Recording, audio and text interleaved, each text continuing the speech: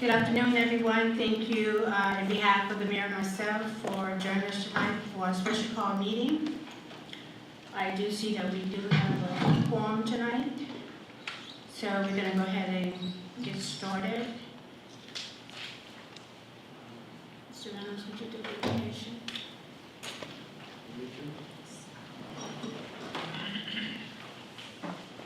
Let's pray. Our dear Heavenly Father, we come to Thee, thanking Thee for a beautiful day You've given us in life. Realize, Heavenly Father, that You bless us each and every day, because we do realize that every good and wonderful thing comes down from Thee. And Heavenly Father, we pray that we do serve Thee and do things according to Your divine will. And we're thankful for the divine love of Your Son, the love He had for us to give Himself so we'd have forgiveness for our sins. Thank You, Heavenly Father, for our city. We thank Thee for our city leaders, and we pray, Heavenly Father, that we always do things according to Your divine will and do things to benefit and better our city. And Heavenly Father, as we go through this meeting, we ask Thee to guide, guard, and use as I see fit. This we humbly pray in Christ's name. Amen. Amen. Let us recite the pledges, starting with the American flag first, please. Pledge allegiance to the flag of the United States of America and to the republic for which it stands, one nation, under God, indivisible, with liberty and justice for all. Texas flag. On the Texas flag, I pledge allegiance to thee, Texas, one state, under God, one and indivisible.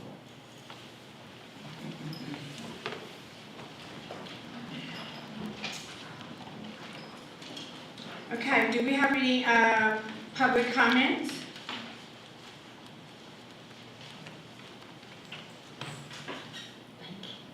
Do we have any?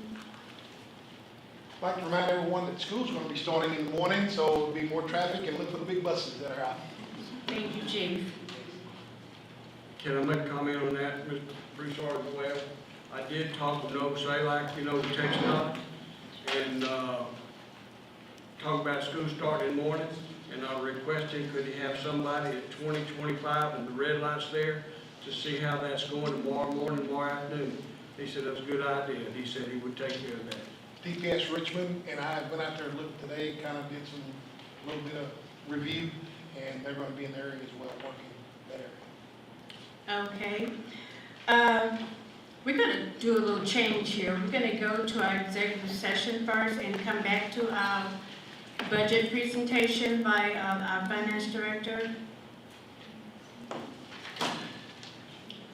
So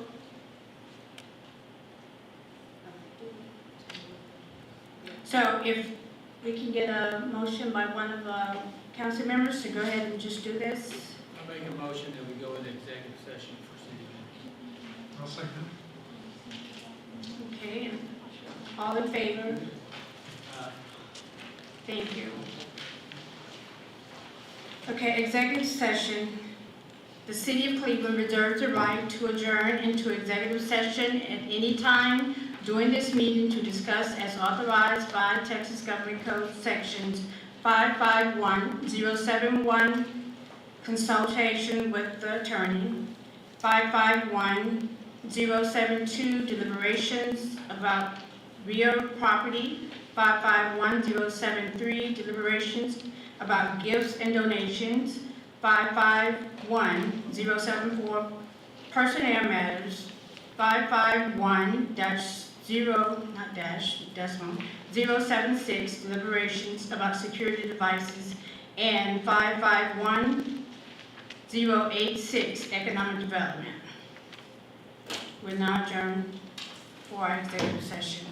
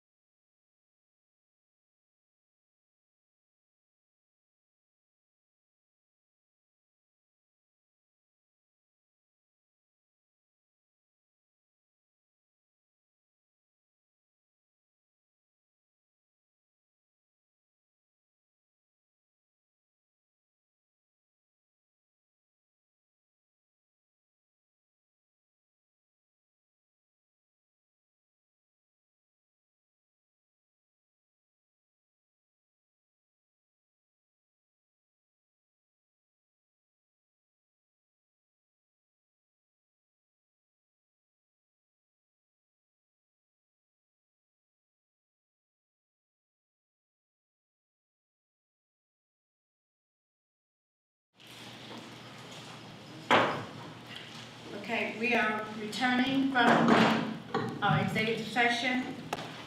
There was no decision made at this time for our city manager's position. So we decided that we are going to repost the position. Do I get a motion? Mayor, I'd like to make a motion that we go ahead and continue the search for a city manager. Second. Okay, any other discussions? All in favor? Okay, so we're gonna go ahead and repost this position. Thank you. Now we're gonna go ahead and go into our financial presentation for the budget.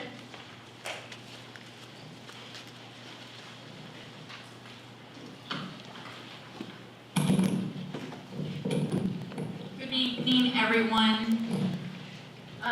Before we dive into the numbers, I have another PowerPoint presentation. I understand that there's 3 council members, new council members, 2 returning, 1 new, and I just want to give an overview of how the budget works, and so you can be more familiar with it.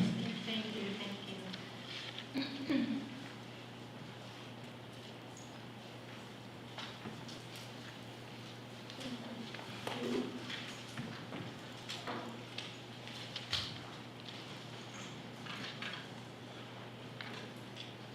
Okay. So what is a budget? A budget is a projected financial operation plan, accounts for projected revenues, and allocates resources to fund expenditures. How do we account for the projected revenues and resources used?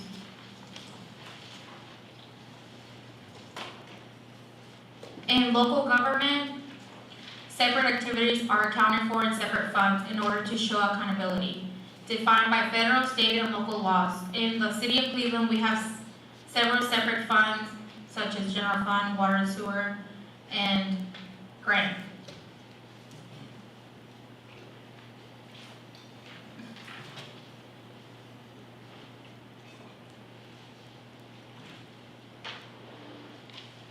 Fund categories. These are 2 primary categories of funds used in governmental accounting. Governmental funds account for most typical governmental functions such as public safety, development services, and recreation. Proprietary funds account for user fees paid for services provided such as utility billing.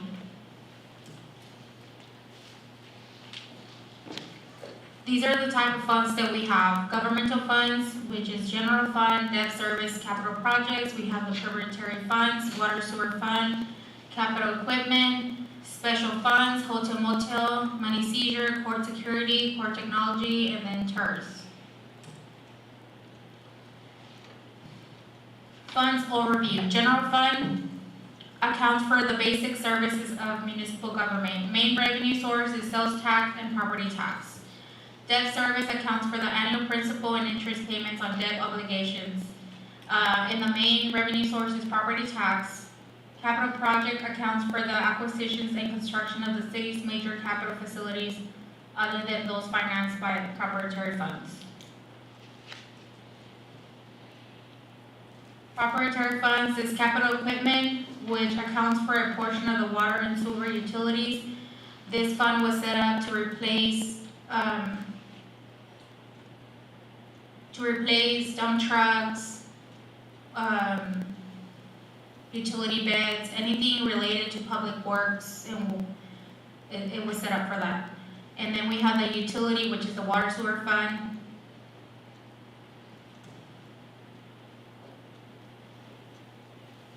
Then we have the special revenue funds. We have hotel motel, which accounts for hotel motel occupancy tax revenue. Main source is hot funds. Money seizure accounts for seizure funds primarily obtained from drug-related prosecutions and can only be used for law enforcement purposes. TERS 1 and 2, main revenue source is property tax. Court technology accounts for technology fees collected by the municipal court. Main revenue source is court fees. Court security accounts for the courthouse security and can only be used for security personnel services and items related to the building that house the operations in the municipal court. Main revenue source is the court fees. Moving on to revenues.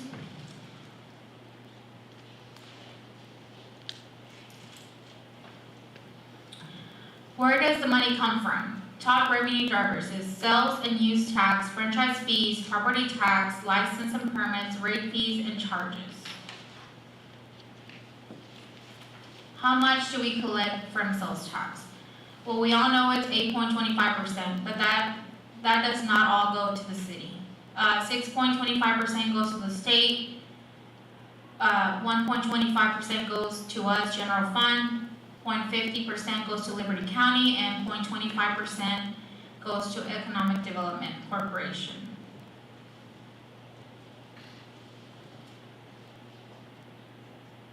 How is the money distributed into funds? General fund collects sales tax, property tax, franchise tax, permits and license, rate fees and charges. Debt fund collects property tax. We use that money to pay out our debt. And then utility fund is from rate fees and charges. Moving on to expenditures. Where does the money come from? Public safety, transportation, economic development, public works, culture, recreation, and general government.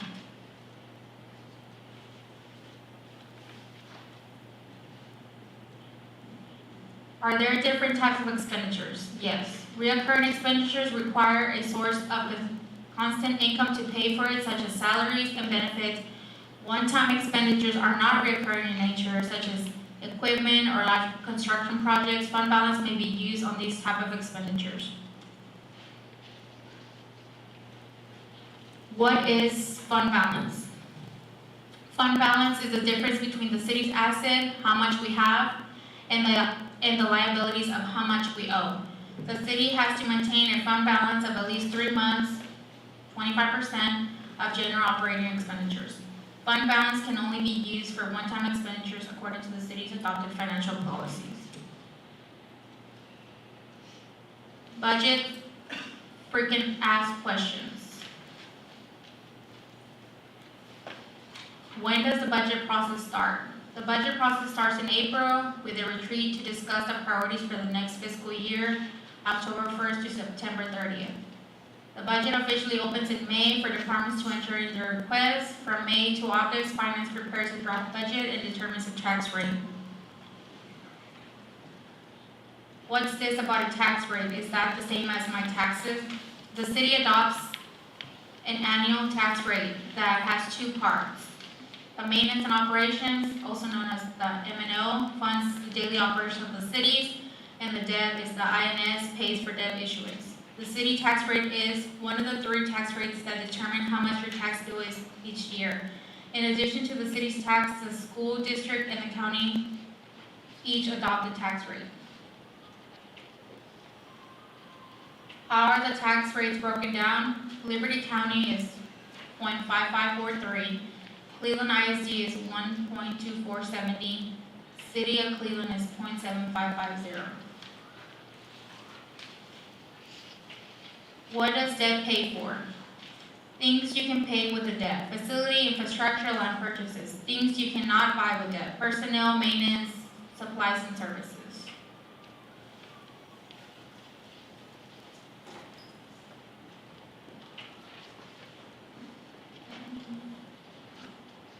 How do you decide what the tax rate should be? The city adopts an annual tax rate that adopts 2 parts. The maintenance and the operations, which the M&O funds the daily operations, then the INS pays the debt issuance.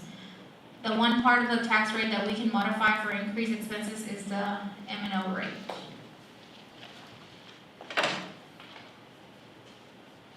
What happens after a tax rate has been determined? In late June, department heads spend 1 week going through every line item, department funds, and new requests to balance the 5-year budget. The city manager has to submit the annual budget to city council by no later than 30 days prior to the end of the current fiscal year.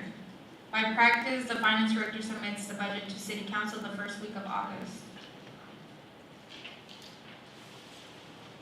What happens after the city manager submits a budget? City staff and city council then have a workshop to discuss the submitted budget and any additional priorities council wants to address.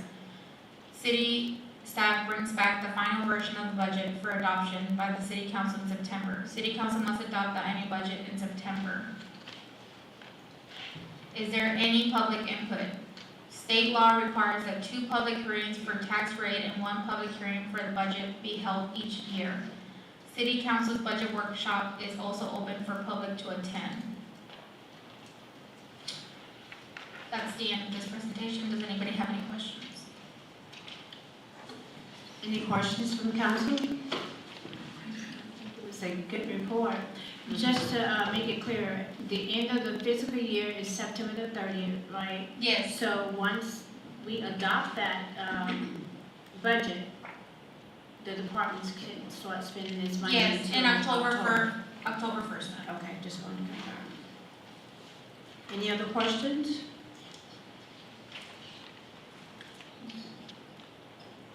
Very good report, thank you.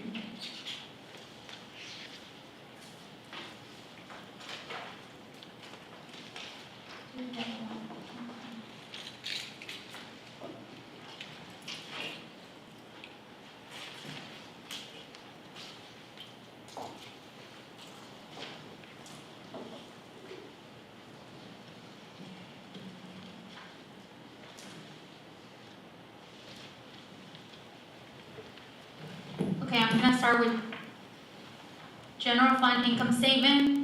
For fiscal year 2021 actual, we have total revenues at almost 9.8 million with expenses ending at 9.3 million, which at the end of the fiscal year, we had revenues over expenses by 454,457, ending fund balance at almost 7 million.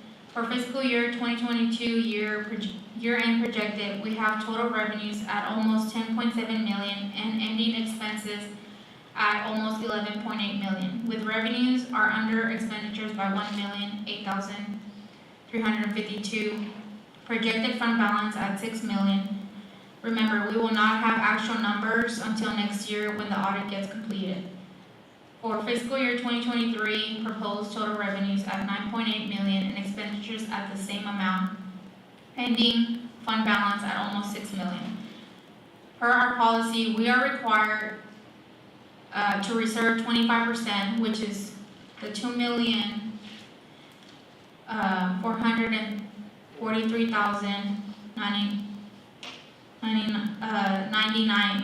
2,443,995, with an excess of cash of almost 3.5 million. You see that?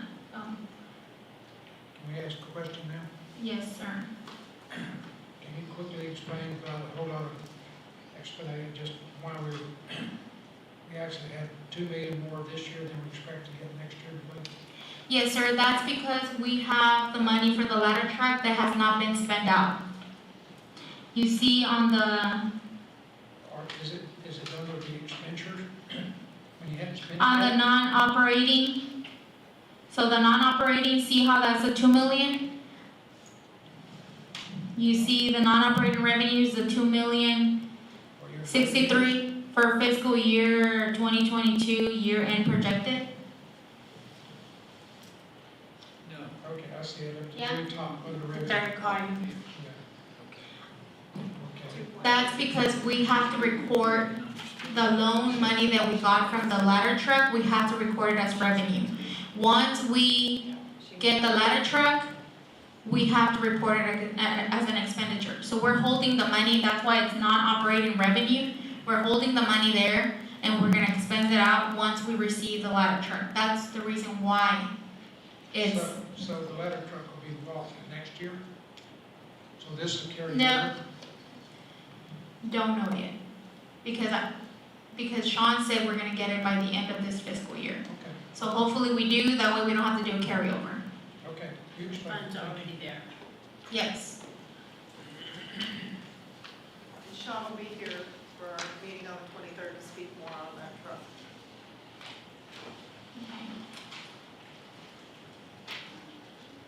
Okay. Okay, moving on to general fund revenue. The other one was a summary. This is more in detail. Here we have a detailed breakdown of our revenues. Fiscal year 2022, we're projecting end the fiscal year with a total of almost 11 million. And fiscal year 2023 proposed budget and total revenues with a total revenues at 10 million. You see property tax has increased. That's because of the market value.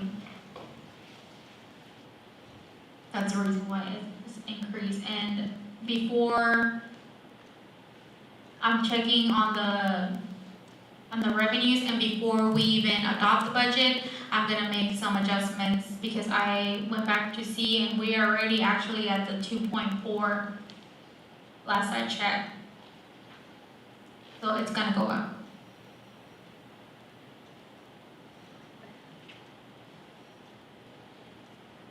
For general fund expenditures, we have total expenditures projected to end at 11,760,160. Total expenditures for fiscal year 2022 proposed to end at 9,775,980. You see administration showing higher than projected, mainly due to salary and benefits, legal and Liberty Cat increasing their yearly fees. Civic Center increased due to salary and benefits. Municipal court slightly changed because of the capital outlay portion. Police department decreased because of the capital outlay portion of the 750 that are not. We'll probably have to do a carryover from that 750, but it's reflecting on the 2022. So if you see police is at almost 3.9 for projected on 2022, but it's 3.2. That's because of the 750,000. But we are gonna do a carryover because we haven't even started with that project yet. So that's gonna be a carryover. We have animal control increase because of salary and benefits. We have development services decreased due to decreasing other professional services, since the plan is to hire a full-time building official. Airport decreased due to the capital outlay portion of 132,000 that was budgeted in this fiscal year. Garage increased due to cost of things increasing, inflation. Same as goes to the library. Cemetery and parks decreased slightly due to the capital outlay, the 160 that was budgeted for this year. And emergency management is staying on target.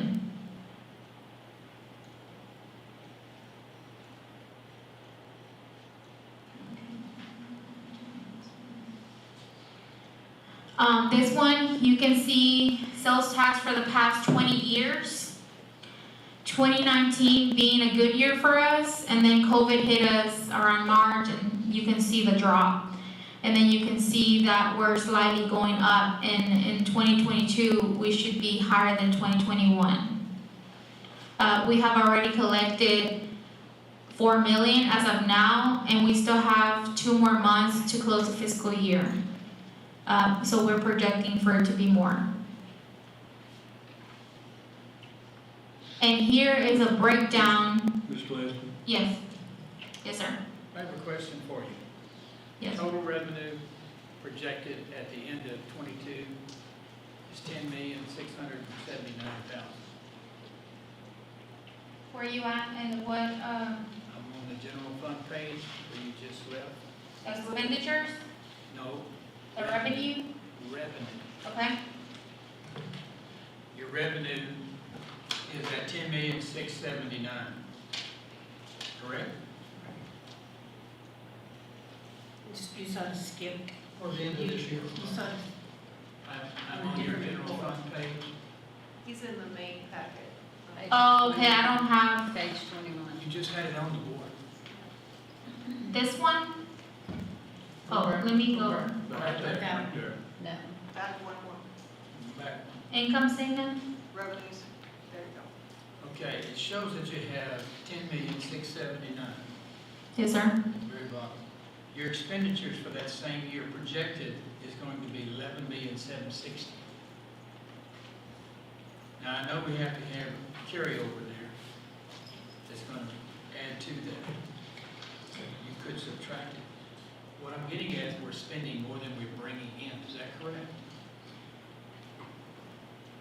Yes, and if you go, let me go back to the income statement. So you're projecting that we're gonna use 1,083,52 from fund balance. Close to 2, yes. Um, I'm but, wanting this council to realize that we can't keep this up. yes, We cannot keep spending money you don't have.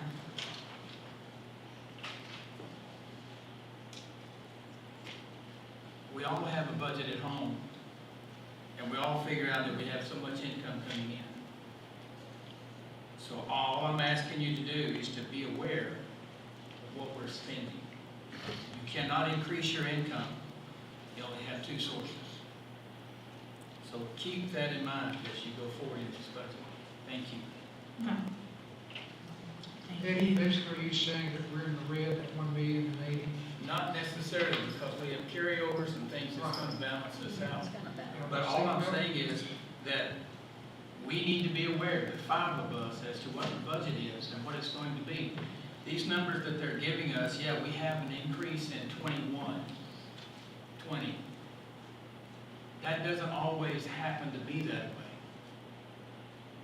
I don't want you to plan on a 10% increase next year.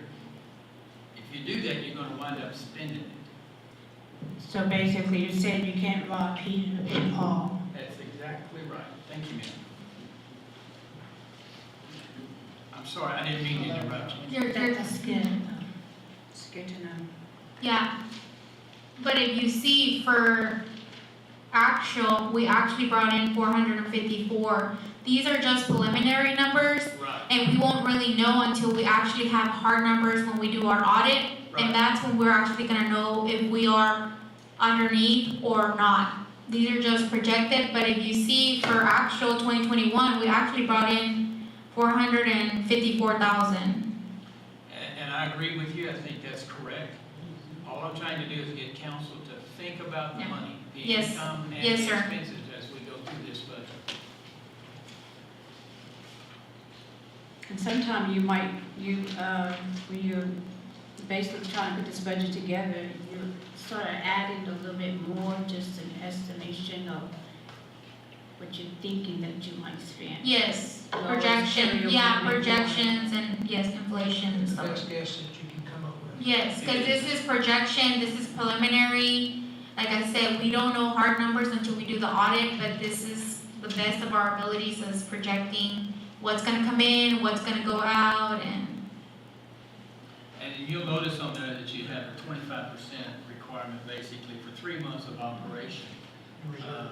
for research, You yes. don't really want to save a whole lot of money for the simple reason people say, well, we're being overtaxed. Y'all have $4, $5, $10 million saved up. Well, and that's the case, we are. But we want to operate conservatively. Yes. Because if a storm or if something arises, you have to depend on the federal government to come in and help. When I was on the county, we had 5 FEMA declarations in 1 year. Well, by the time we got to the 5th FEMA declaration, they didn't have any more money. Right. So we don't want to be caught in that situation. A lot of cities got caught during COVID. Yes, Mm-hmm, We were pretty fortunate. yeah, we were. very fortunate, very fortunate. Just be aware, that's all. I'm not waving any flags, just count your chickens here, but not before they hatch. Thank you, sir. Okay, so here is the breakdown of the last 5 years broken down by month. You can see that 2019 was a very good year for us because in February of 2019, we collected almost 1 million. We haven't collected that much, but that year, I don't know, we collected 1 million. I remember we were so excited. But we will continue to monitor the sales tax and advise council of any significant changes.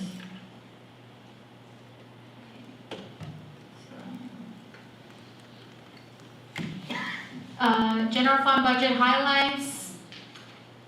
We balanced the budget and achieved the following across the board: cost of living increase of 5%. As the cost of goods and services rise, the buying power of the dollar fails. Also, as of June 2022, the inflation rate was at 9.1%, which has not been that high since 1981.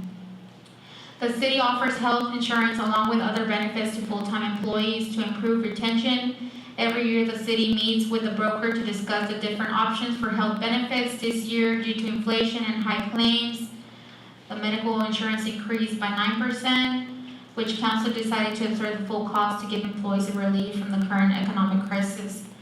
I was also able to squeeze in police patrol units at 105,000. The police department usually receives 2 units per year to replace high mileage vehicles. I also budgeted fire department at 275, additional funds needed to complete the construction and furnish the new fire station in front of the Grand Oaks subdivision. Take questions Yes, sir. on the police patrol units. You've got 2 ordered. Have you ever received those, Mr. Russo? No, sir. Talked to Mr. Rick Brown and David Silsby Ford. They're still sitting in Arlington, Texas at the manufacturer, waiting on a chip. That's my report today from Mr. Rick Brown and Silsby. Now, when you get, next year, you give the budget for 2 more. What we're Yes. talking about. Some of those that are getting mileage on, are they still runnable, operable? They Yes, can be used like at the airport? For courtesy Yes, sir. car? We probably would have 1 or 2 that would fit that mode for just a courtesy car, yes, sir. I don't know, what mileage you usually put them out to pasture? Depends on the maintenance. If it's a lot of brake jobs and things like that, I'd hate to go tell somebody's widow that it's been worked on 100 times. So it just depends on maintenance. That's usually what we kind of weigh on, the maintenance on the vehicle. And usually you can estimate, DPS puts them out at about 100,000 now. Used to it was sooner than that, but when I look at a car and I'm hearing it rattle, or if it's been in the shop so many times for transmission or whatever, so it's just based upon the maintenance a lot of times. But I would say for a city and liability wise, when you get up around 200,000, it's time to get that thing out of the way.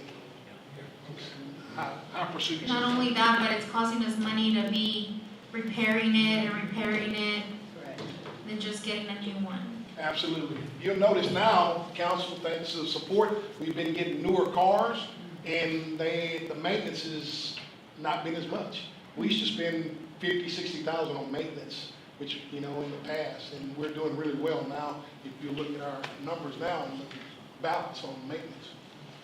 They're lasting longer, they're running better. Maybe we can take a chip out of one of those old ones. Right. Yes.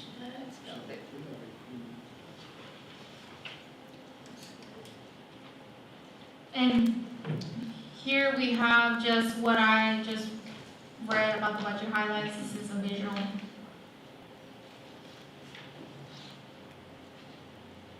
Let's go to the very last statement on that page.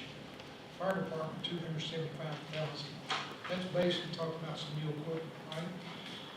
The 275,000 is to furnish the new station and to finish the construction of it. Well, let's talk about furnishing the fire station. What are we talking about? I think Sean said it was gonna be like around 124 to furnish the station. If I buy a new house and can spend 120,000 on new furniture?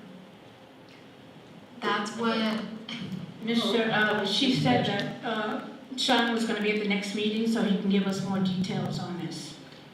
Okay, but I'm not asking for temperance, I'm just saying, it seems like it's an awful lot of money.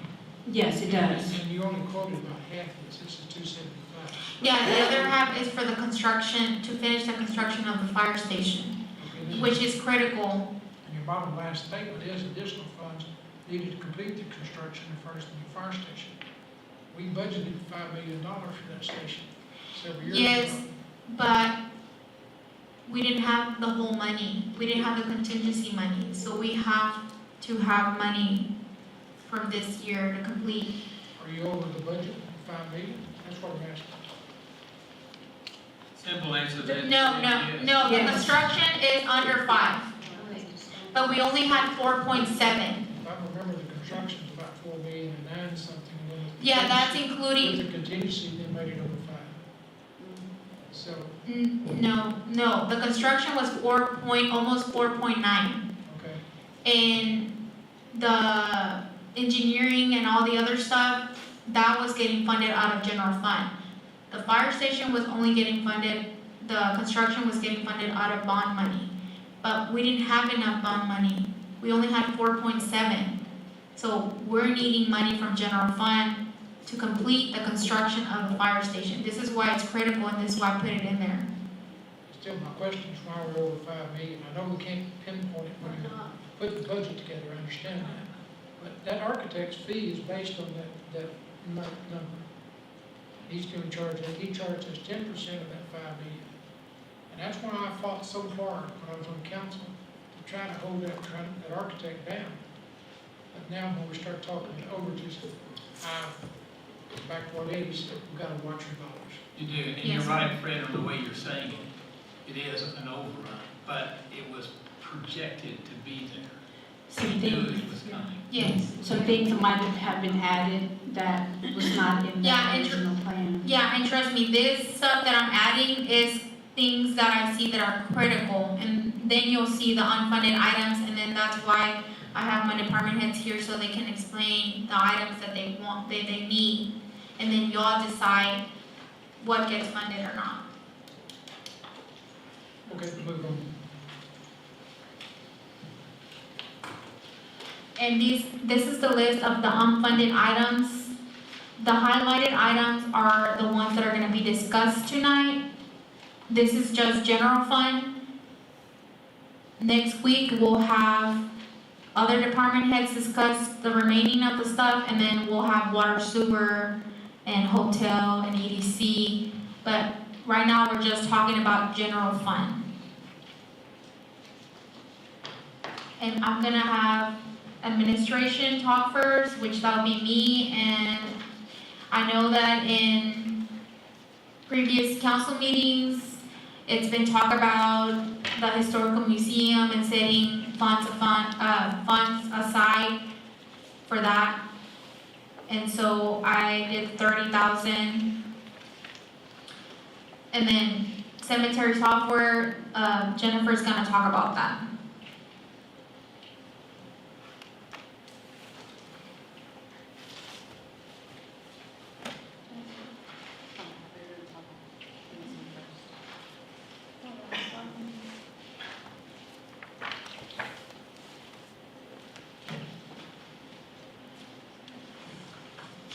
Thank you, Leslie. Here's just a little brief overview. So the city has 2 cemeteries, our Cleveland Memorial Cemetery, that's across the street from the police department. And then we also have our Memorial Gardens, that's next to Samuel Wiley Park. Right now, we currently use the Encode software that our utility and billing department uses, as well as accounts payable to enter in the information for deceased individuals. This can be hard to track when it gets to the point of an upcoming burial or if someone's wanting to purchase a plot. So say for instance, you had a loved one that passed away and you're wanting to try and find them a space next to some of your other family members. What we would have to do is schedule a meeting with one of our cemetery park crew workers.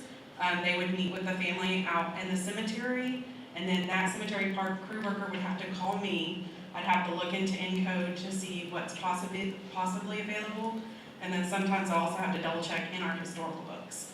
So it's not always completely accurate, and it can be time consuming, especially when you're dealing with someone who just lost a loved one. they're wanting to find their family's final resting place, and if you're having to kind of juggle books and look through records and everything. With the cemetery software that I've been looking at, it allows access for multiple users at no additional cost, because there are cemetery softwares out there where they would charge per user. This would allow our cemetery parks crew workers and even people here at City Hall to better utilize all the data that we do have in multiple places and combine it just into one sole place. It also, another great benefit of having a cemetery software would allow a lot of people to come and visit their relatives on the weekends in the cemeteries.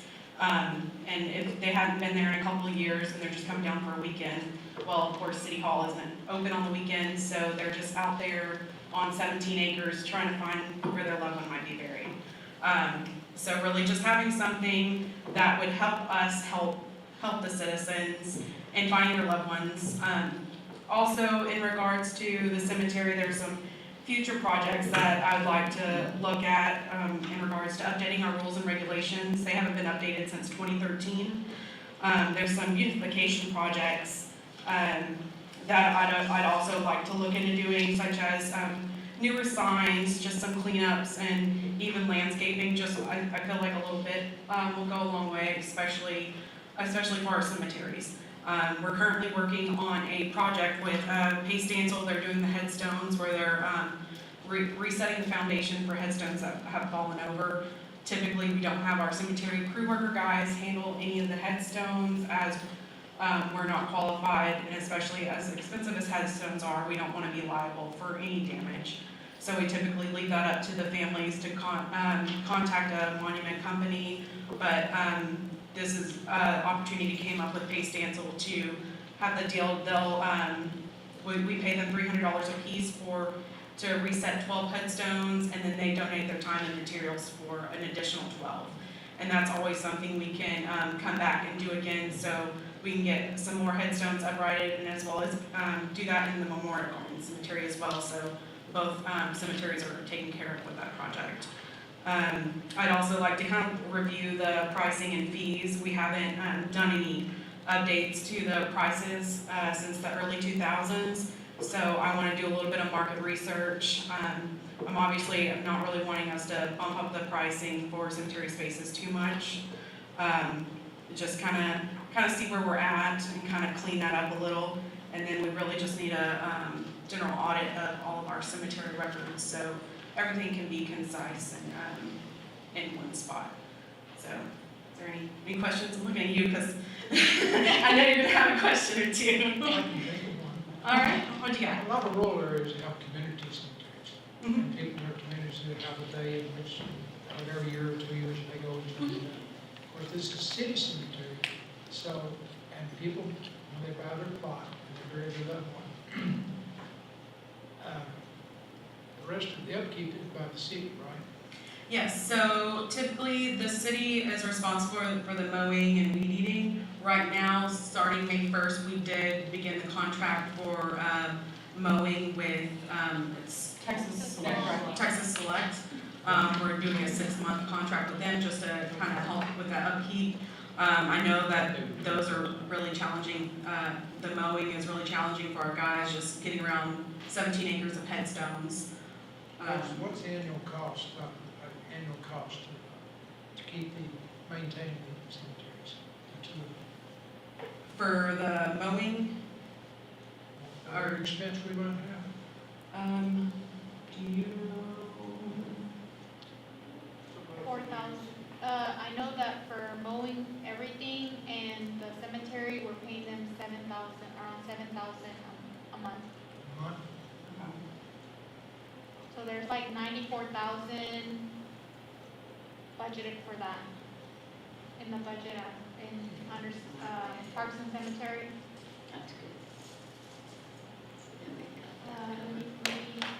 That's basically for all maintenance, so fence, Yeah. driveway, roads through there. Yeah, everything that, Cody, what do they mow? They move, the library, the civic center, PD, City Hall,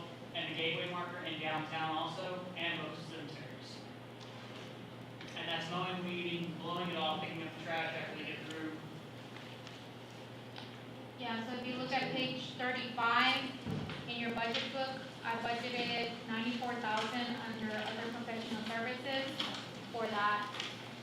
That more than covers it. Yes. No, it's around 93, so I'm running about 94. 35.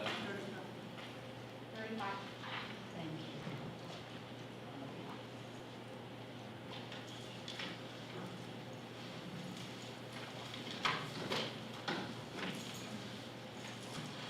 Anytime you outsource something, you're spending more money. We know that for a fact. But they really do a good job, I have to say. I hope so.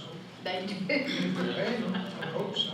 Well, of course, but they do, truly they do. Jennifer, I have a question. This is on the 11,000. The software you're looking at, that's including all the things that you, Yep, so the software, and we can the software is kind of broken up, that's just kind of like the bare bones, because they'll have to create the program for us with how exactly we outline the input of our cemetery records. So just that initial deposit, or not deposit, but that initial startup is gonna be the 11,000. And there is a 3-year contract, that's $300 a year. Since we get about 50 to 60 burials per year. Last year, we had 76, and the year before that, we had 60.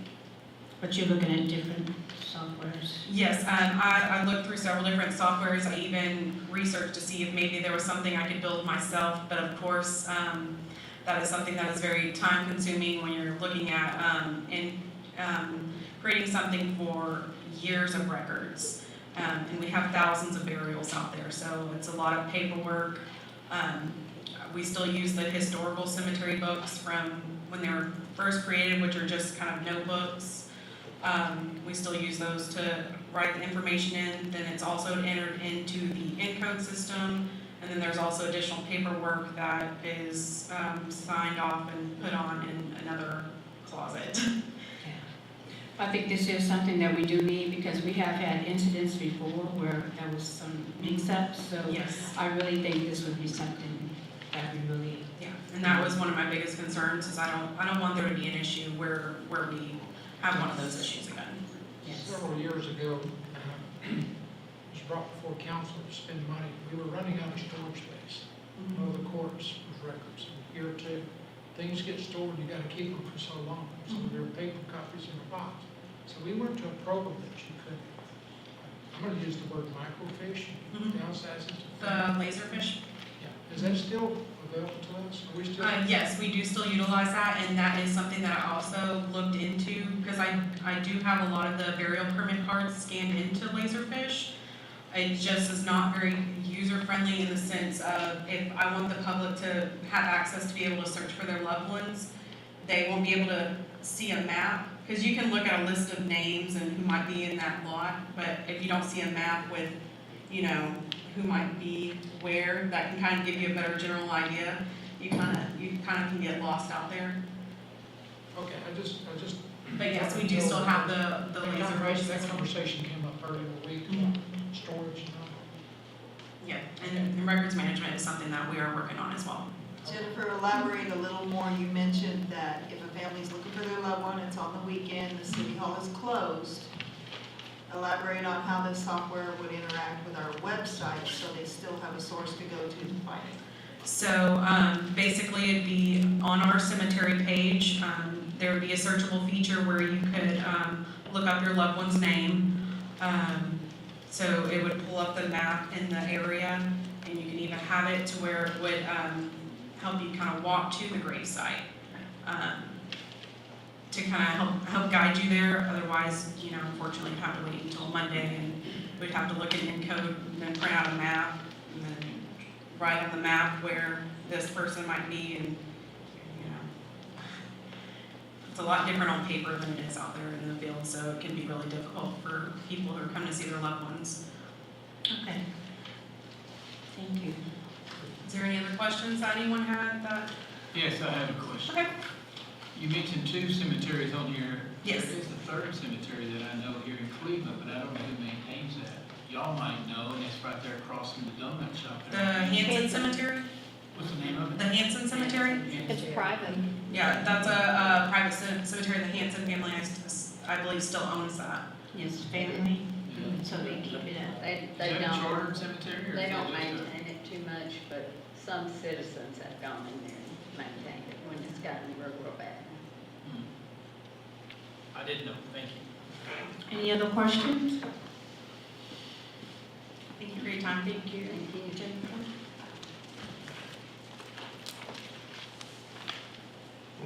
Next, we have Hannah Woods with the court, and she's gonna talk about her item.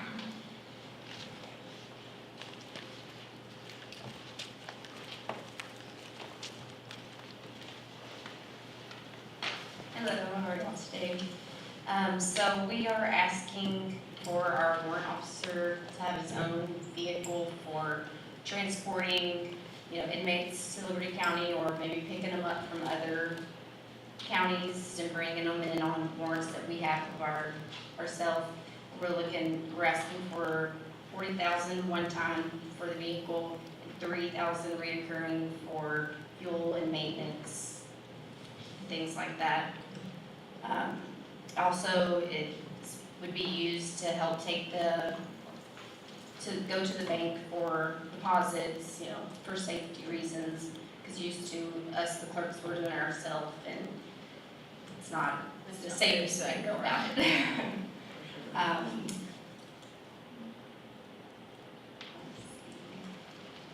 Also, it can help PD out as well, having another vehicle close by for when he, needs to make calls for him or something like that.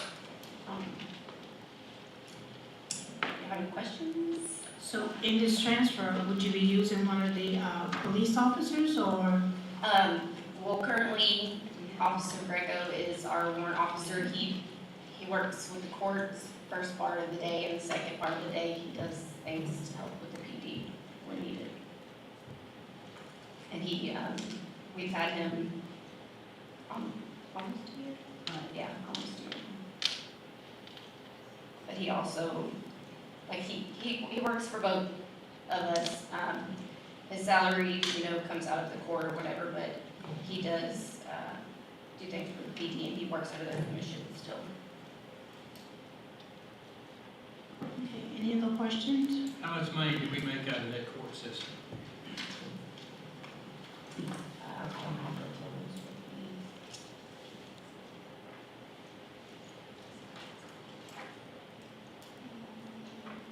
You talking about the courts, daily court? They have an income, how much do they make? Last year, 2021 actual, they made $228,000. We projected that they're gonna come in at $257,300, but I know that We don't receive all of that total cash, do we? no, we do, that's, Is any of it split with the state?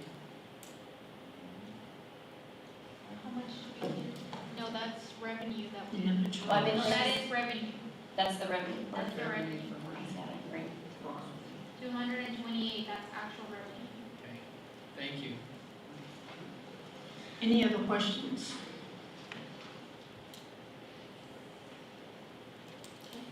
Thank you, Hannah. Thank you. Thank you, Hannah.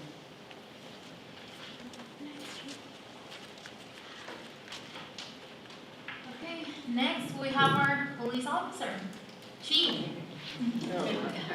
Great deal. Our chief. Thank you. Good evening, Mayor Pro Tem, Council, citizens, our community. Just like to say, to kind of reiterate and help, I don't say help, but to assist with Hannah's concerns with the car. Currently, the warrant officer uses a police car that is one of our older units because he does not drive it as much as the patrol officers use it. The car he's driving currently, Unit 1373, has 165,000 miles, and it's a 2013 Ford Explorer. So he does, again, use that car whenever no one other officers are driving it. So could be something that would be helpful for him to have a more dependable transportation. And we would certainly not want him to break down between here. He does transport most of our prisoners to and from Liberty. So if they're in our jail, he does the transports for us. So, and sometimes he does has to go to different TDC units and pick up people that are about to discharge their prosecutions there, or their sentencing there. So he does travel a little bit. So it'd be great. Just want to, this afternoon, thank council for accepting our wish list here, I guess, so to speak. And a lot of us don't like to speak of it being a wish list, but something that we need to make our jobs a lot easier, make it more efficient, and help us as we try and keep our community as safe as possible, as well as networking with our community of keeping everyone safe, visitors and those that reside here, the citizens. We kind of have a list here of things that we're asking for this year and hoping that council would support us on and provide. Of course, the number one thing, and priority-wise, we're considering asking for an additional officer. Someone says, well, you need to ask for 4 or 5. I somewhat agree, but it's not proper management, it's not good management, especially in government work. The reason I say that is because I have 2 officers who have been out on workman's comp. We need to be allowed an opportunity to get those people back in the saddle, back on the schedule, and that would help us determine what our really needs are as far as staffing is concerned. You can go out and budget for 4 or 5 people, and currently it's starting to pick back up a little bit with the recruitment side because of the academies opening back up from the COVID. So we're starting to get more applicants. We're starting to see more people applying for the positions of police officers throughout the country. Not only us, but everyone has struggled for the last year and a half or so, maybe even further back than that because of some of the incidents that took place across the country, that people were not joining and wanting to get into law enforcement. But we're starting to see more and more people attracting back to law enforcement for different reasons because of the jobs and careers are not working out as well. They're up and down, all and things like that. So we're starting to see more people applying. And again, like I said, right now we're currently asking for the 1. As we grow, and we're definitely growing, there's going to be a time when we'll probably stand before you guys if I'm around and ask for 3 or 4 at one time. But currently, like I said, we're going to ask for the 1, and hopefully, that we get things working. Another reason why I'm asking for the 1 is because we have a couple of promotional positions that are about to come into play. And one of them was the corporal office council approved last year. We still have not filled, and hopefully we're working pretty close to getting that filled. And again, we needed patrol officers. We needed people out there responding to addresses, responding to calls for services. So that was one of the reasons we had it. Also, Captain Primo, most of you know, retired. That position is going to have to be filled. So currently I'm looking at about 4 positions that need to be filled. As those people promote to those positions, then that's going to leave patrol officer positions. So that's going to give us more people on the streets, more patrol officers. So that is coming.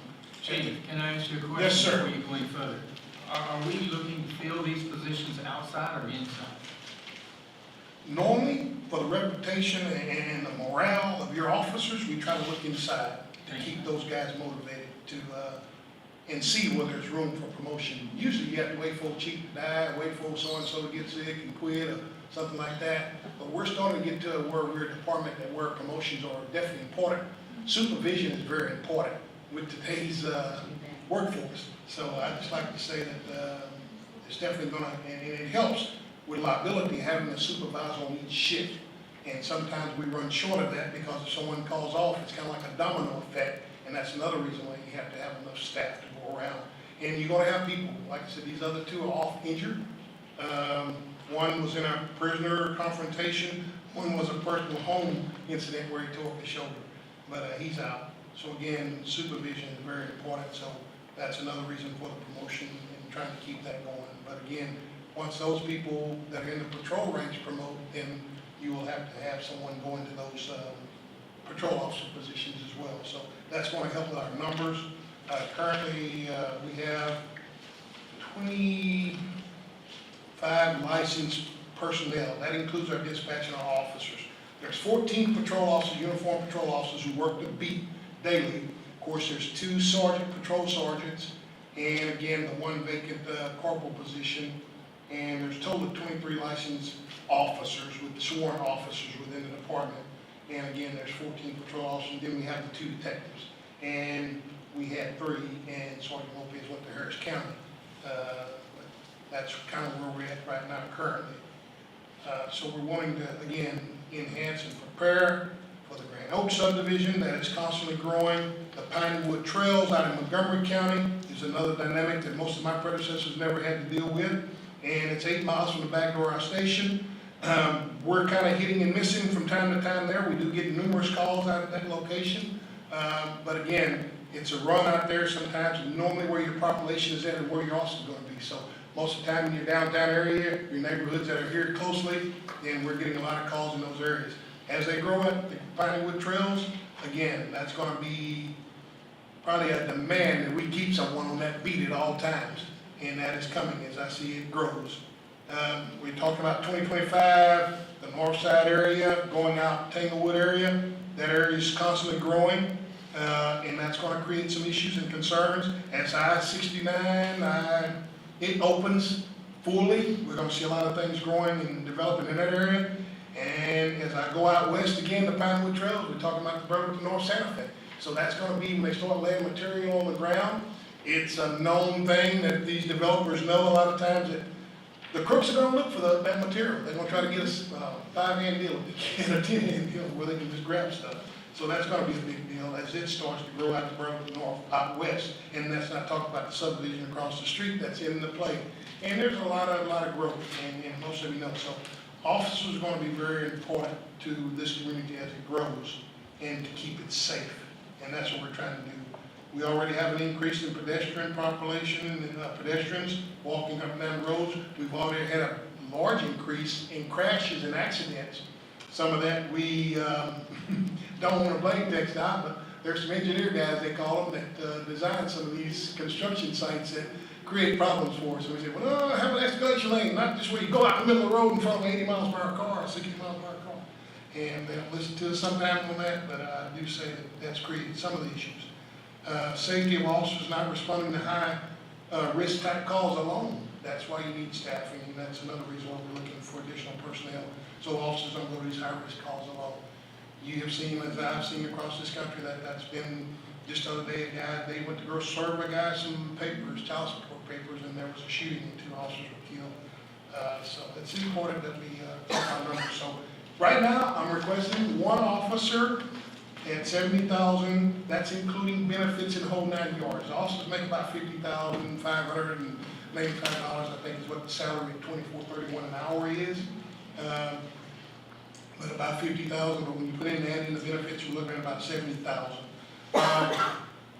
So that would kind of include what we're looking for on our officers. So I'd like to just say that, staffing wise, we're looking for 2 patrol cars. Again, we have already put them on a list for demand as a recommendation from our sales vendor. He said we need to go ahead and put them on a list for now because this year is tough, next year may be even tougher is what they're telling us.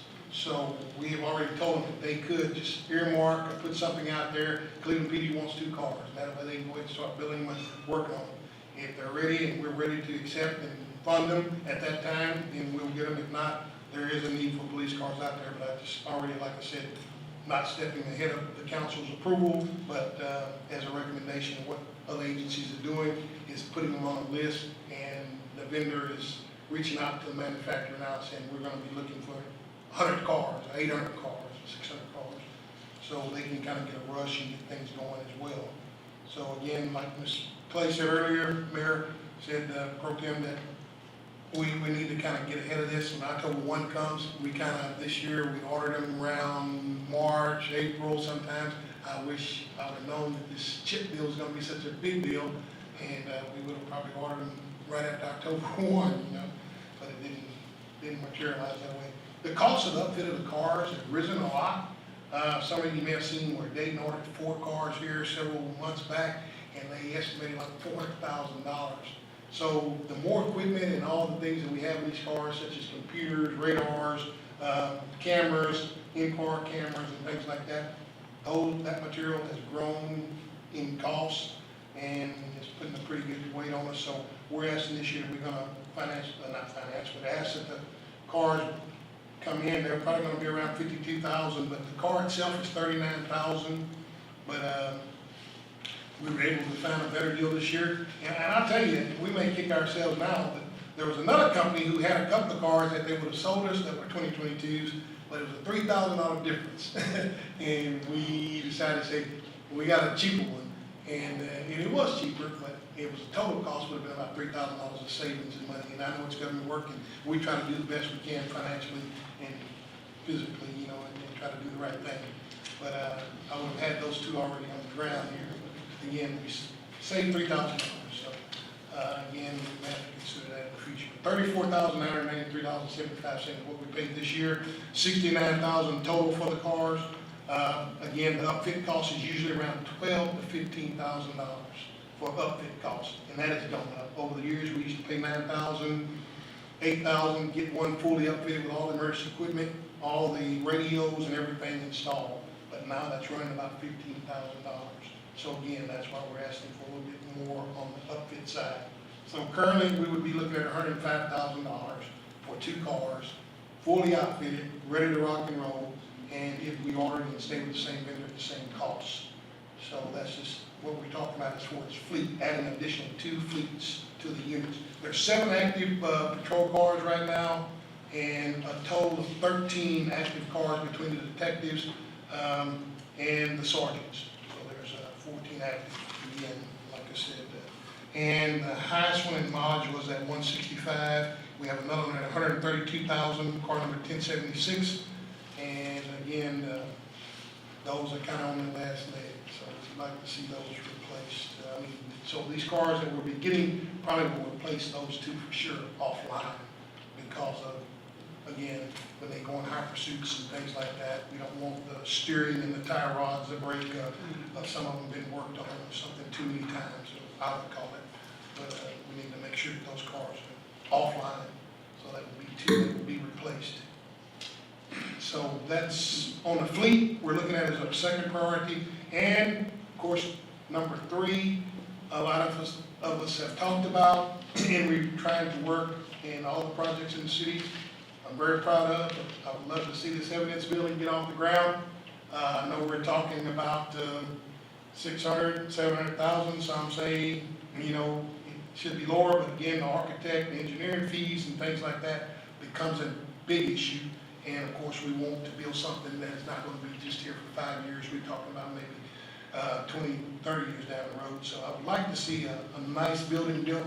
And chances are, you know, my career, won't be here to manage it all, but we'll be around to see a nice building built that's going to last a while, one that's not going to get someone in trouble, one that's going to be there for a while to secure if a victim or someone is hurt, injured or something, that property is going to be secured. It'll be well put away, organized, able to audit, able to digitize everything that's in there, able to go right to it when the prosecutor asks for it. We have been shamed once with a property room problem. Gentleman here went to jail behind, and most of y'all might know the story, but I would hate for that to happen to anyone, especially under my watch. But it's very important that we look at this evidence building in a way of enhancing what we have in the city and not doing like we do sometimes around for whatever reason, cutting corners. Evidence building is very important, and I'd just like to say that it's something that dear to my heart, and I'm glad to see council looking at it and reviewing it. Love to see that happen to where it's a nice facility. And that's, again, this my number 3 priority. And number 4 is something that we're looking at, working on our radio communications. There's a gentleman supposed to be here this week. Actually, NW Radio is supposed to be here this week, a company that we've used for many years, one of the top two-way radio companies in the Houston area. They're working on a $5,000 project to help improve our radio communications. And currently, they are in the process. Coax was supposed to be here. We got hit several years ago from lightning. We had to replace our radio console and the base station, but the coax was never changed. So somebody's got to climb that tower, and we're also installing a brand new repeater system that should help with some of our communications in our area. So, and even out at Pinewood Trails, sometimes the handhelds doesn't work quite as well out in that area. We're currently received, and I'd just like to speak of some things, just having a network with some gentlemen who are in the law enforcement field. We received about 30 or 40 handheld radios that are 800 megahertz. Our radios we use now VHF on a different frequency and band, which work really well. Last time we had active shooter training out at this high school, our radios were the only one that went out between the walls. But that's because just radio kind of knowledge stuff, the way it worked. But Montgomery County Office of Emergency Management donated about 30, 40. So there's a big plus for us being in Montgomery County, that we're able to network with those guys. The Commissioner's Court awarded us those 30, 40 handheld radios, which is very great. And Captain Mark Shields, he's now Assistant Office of Emergency Management in Montgomery County. And we had some guys that used to work under him and kind of was talking to him about it. And he said, well, let him see what he can do, and he was able to come up with some things. So that's currently something that we're working on, as well as putting an 800 base station inside our dispatch office. That way, those radios would be able to work, and they work pretty well for distance. So here in Louisiana, sometimes 800s can communicate a little bit better, and when we're in vehicle pursuits and things like that. So that is something that we're working on. But hopefully this week, the next week or so, he told us he would be here Monday. He obviously said he had a bunch of shipping issues. We ordered this some time back, the coax and the additional repeater system. But it was also chipping problems. So that's something we're working on, the communications in our dispatch comm center. There's another, and that's one donation again with those radios I was proud of. And also we're looking at a Police One training program that we're looking at. Each officer in the state of Texas has to have 40 hours every 24 months, every 2 years. That's mandated by the government. And so we're looking at a Police One training program. And this program will also do audits for all equipment. All equipment can be put into this program. That way we know what all equipment is going out, what all equipment is coming in, where all equipment is at all times. If it's damaged, it can be removed from the list and whatnot. But it's called Police One. And this training, council has always been really good about putting $10,000 or $12,000 in our training budget every year, and it gets us through. But now, with the mandates of a lot of things that are coming down the pipe, and we see it, and we're starting to see it, there's more and more training that's being asked of us. And this program here, you will be able to take online. Several other people that use it, Humble, Livingston PD uses it, and you're able to track each officer's training at the drop of a hat, or punch of a button. So it's a really good training in there. You can log in and keep up with it so supervisors can see. What normally happens is at the end of that 24 months, you get into that 22nd month, and somebody's shorted their hours, and now you're scrambling trying to find courses. And that gave us a nightmare last year with the COVID, because a lot of people were shutting down their academies. So this would be a help if something like that were to come up. But it's a great program that we can track throughout the year. These guys are getting the proper training. So that's kind of what we're looking for again. Police officer, the 2 cars, working on this evidence building. We also have what we're looking at. And that Police One, y'all, by the way, the training portion will come out of our seizure account. It will come out of our 900 account, which you heard Leslie speak of earlier, can only be used for law enforcement purposes. So that Police One is around $29,000. And currently, I guess Leslie can give you better numbers than I can, but I know it's over $100,000 that's in that seizure account from monies that we have seized from drug dealers or people that have had illegal activity going on. And I know we have several that are pending as well. And that money, I know one of them's maybe pending like $3,000, another like $9,000. And we have a couple that's pending. So that would even add to that 900 seizure account once it's approved to us from the district attorney's office. But that Police One for the audit and training is around $29,000, will be taken from the seizure account, the 900 account. One other item that will be taken from that we looked at and not going to cost the general budget anything is going to be a fingerprint machine. We're currently using the ink machines inside our booking area, and those are really well. DPS FBI still accepts them and going well, but we're wanting to move to an inkless machine where you just want to put your hand on it and it takes a picture of your fingerprints, and we're able just to follow them through a computer to the FBI and to the state. Some things you do still have to send to the state in ink print, but This machine that we're looking at is a fingerprint machine that's worked through Trinity Armory Company that we use, not Trinity Armory here, but this company's called Trinity Armory, but it's an inkless fingerprint machine for our booking of all our prisoners. And it would help the ladies without having to type in all the stuff. The officers would type it in when they book it in, and it all ups to the computer and goes from there. Two other things we're looking at is the APHIS mobile machines.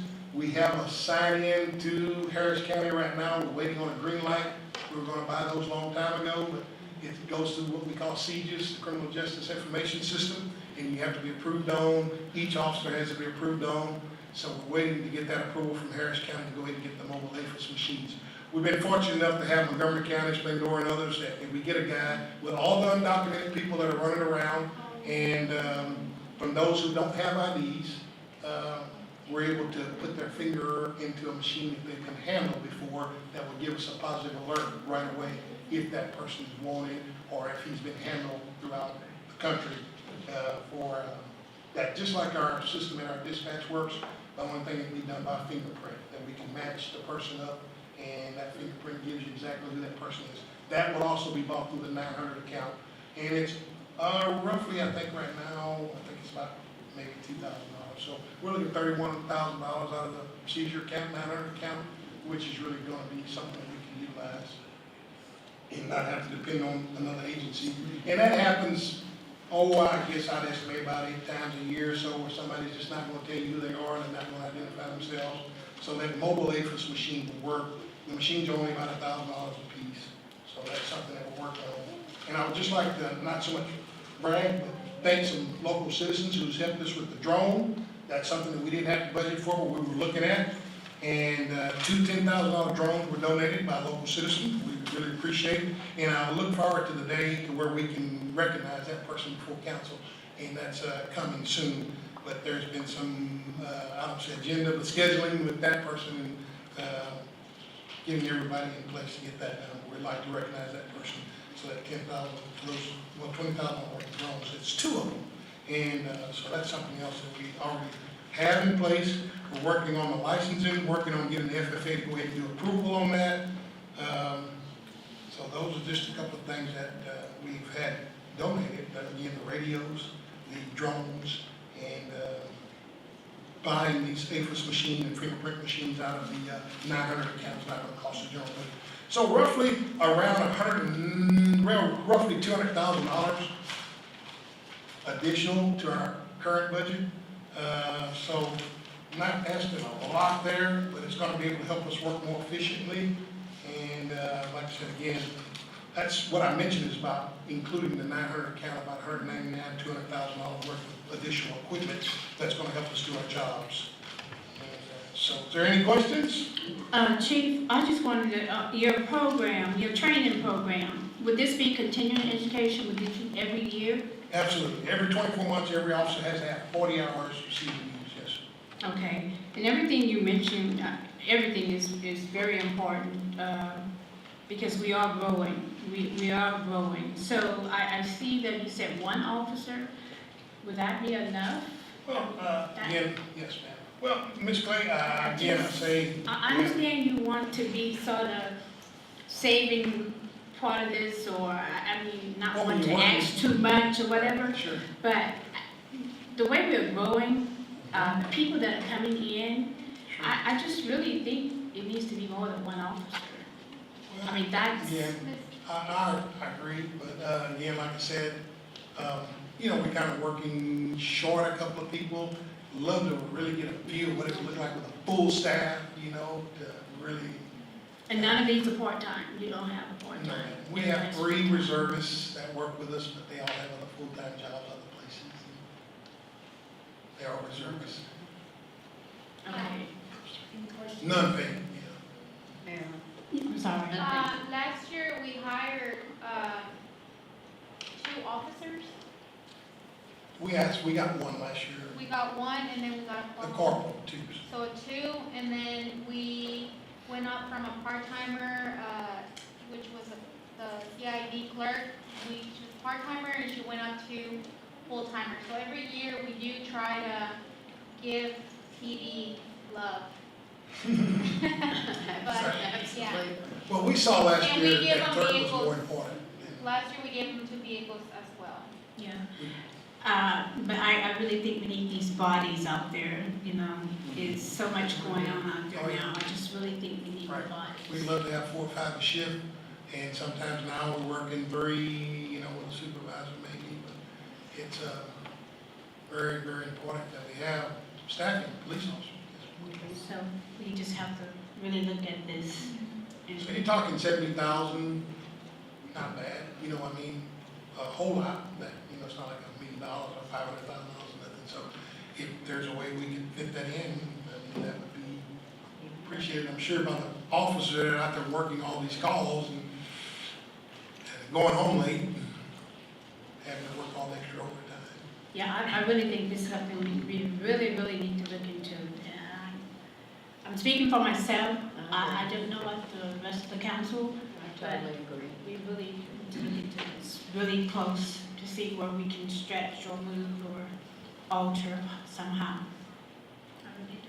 I got a couple of questions for you. Certainly. But I want to emphasize, like Marilyn said, and others, we've got a fire department, we've got a police department. That's your safety. There's other things we like to have, library, other things, cemetery looking nice. When it comes down to safety, we don't want to cut any corners.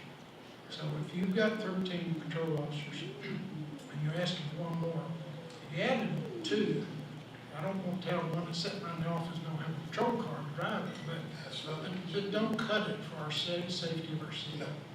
Okay, the questions I want to ask is evidence room. 3 or 4 years ago, we talked about just about building, and this is, how much have you learned, and do you know that about an evidence room? For instance, what we're looking at now is what the architect has shown is restroom, several places, and inside, this looks like, well, let me back it up and say, would you have a patrol officer in there, in the evidence room, full-time, all the time, or would that be only when you're looking for So something? that whoever the property manager will be will have other duties. And with the way it's growing, they may wind up spending a lot more time back there than normal. What I've learned about evidence rooms, over 35 years, I've seen that evidence get a lot of people in trouble. I've seen a lot of cases thrown out because of evidence. There are rules and standards that you must try to stick with. There's a class that they put on for a week long in Sam Houston that teaches property managers how to categorize and barcode and do different things. Do we have a person trained for that at this time? At this time, no, but they can go to Sam Houston for a whole week and learn a whole lot. And with some, we have several people that are on staff now that used to do it, that could probably help and coach that person along. Well, what I'm getting at is maybe I'm learning things too. But for instance, you need a restroom. Of course, anytime you put a restroom in any public convenience, you don't have to make it ADA. But some of the things I'm seeing on the plan are just, I don't think are warranted. For instance, we're talking about, we won't get into construction, the structure and all. Let's just say, we talked about metal building, metal structure, and we talked about maybe having a second level for storage. That's your best value for your for your dollar, is if you can go up the building, you save a lot of money rather than spreading out. So what I'm trying to find out is, you're gonna have to have humidity control, so you got air conditioning, you gotta have an ADA restroom, and you gotta have some shelving. And I guess a place to pull a car into to do your thing. What we call lumen lighting, to turn off the lights Now, and spray does that require you to drive through and drive out, or you go to back it up? Back it out, yes, sir. I mean, We use our Sally Port now for that. I know you do, and but I think there's things that we need to do. I don't think we need to do it quite elaborate as the architect has shown it. And another thing is that just a question to you.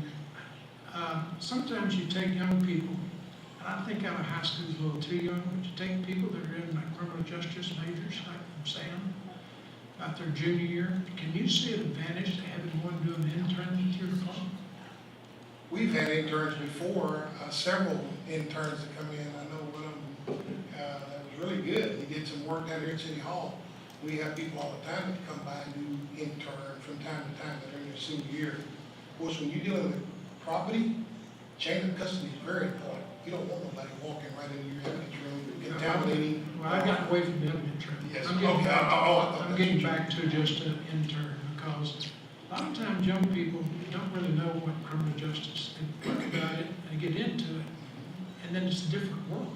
Right. So I think at a junior level, when you bring someone like that in, they can really get a hands-on, and either will say, wait a minute, that's not what I want to do, and go some other direction, or it may encourage them to go ahead and do that. We have several of them again that come, we have a ride-along program that come and ride. And I will say this, that most of those people that are in those intern programs are looking for six figures. FBI, ATF is all over them, DA is all over them in recruiting. So whether they come back here or not, I don't know. But most of those people that have that bachelor's degree in criminal justice, they're being swarmed by the feds. Secret Service and different agencies. Well, I've seen again, that more than once. in our safety, fire and police, we don't want to cut any corners. Remember Yes, that. right. Yes, sir. And we're trying to get something on the evidence room. work. Sure. I appreciate that very much, yes. Sir. And not just like I said, just Okay. temporarily, but something that's gonna be. Do we have any other questions from the And we council? hope, I don't have a question, but we hope we're gonna get started on that pretty quick. Be Because great. the more we delay it, you know, the higher the price is gonna go, and you Absolutely. need it. I mean, the need is there, and we need to do it. 2 years after we were in that building, we were expanding our evidence room. Mr. Clifton was able to build a lot of wooden shelves. And a little bit embarrassed by it to even show it now, but I can show you pictures now where we're at, and it's just no room to put this stuff, and a lot of it you just can't throw away. Yeah, and it's definitely, that's why we want to do everything we can to move forward. But I think, Mr. Leonard. Yeah, Mr. Broussard, I'd like the council to know about a conversation you and I had. I'd like the council to be aware, and, you know, he was talking about his units and his cars. Mr. Broussard has a 10-year-old vehicle he drives himself, has about 100,000 miles on it with a wore-out seat. And then I talked to him, and Mr. Terrell kind of hit on that, about, you know, him thinking about maybe a unit for him, something we can do there to help him with that, because he needs a good vehicle his own self, and he don't need to be broke down like we talking about his office on the side of the road. But also, I'd comment on what Ms. Terrell said to him, maybe if we could get that worked out, you could donate that to the airport as a courtesy car, because I know EDC, we're talking about that, so. Great, thank you, Mr. But Rowan. I'd like the council to be aware of that, and Right. give that some Yeah, thought. we need to help you with that. It helps with morale boost too. I mean, not just the officers when they're driving nice units, and they pull up in another agency, pull up beside them, and their unit's looking shabby or whatever, you know. So it helps the officers' morale. That means a lot. It does. It means a lot. Nice equipment. You didn't bring it up, but I think the existing police building needs some roofing. Well, probably next year, after all these other projects, Mr. Terrell, we may ask about expanding that building, because the more officers you get, the squad rooms get smaller, seem like, you know, I mean, we got, at shift change, up to 8 officers, and they're doing shift change, and it's kind of not enough computer space and chairs, so, yes, sir, we do need some help. It's a 20-year-old, well, actually going on a 21-year-old building. You're right, Fred, that building needs a lot of updating. It does. It does. Yes, ma'am. It's got some We've issues. seen, we managed to keep it going. This has been a tough year though for ACs, and I know y'all already know that, but we've lost about every one of them, and every one of them takes the R22, and they said, you're gonna spend $2,500 just to revert it to where it still can put the R22, but you probably just need to change the whole unit. So we've been paying $6,000 to $10,000 on air conditioning, each one of them. The dispatch went out first, our squad room is failing right now, and then we have the CID side that's perking along pretty good, but it's maybe gonna be next. I hope not. I pray not. It's been a rough year. Okay. Any other questions? Chief, thank you for bringing all that Thank to y'all our very much. attention. Appreciate y'all. Do we need to, Yes, ma'am. we're gonna break? We got We have pizza, so let's just take a break and we'll start back.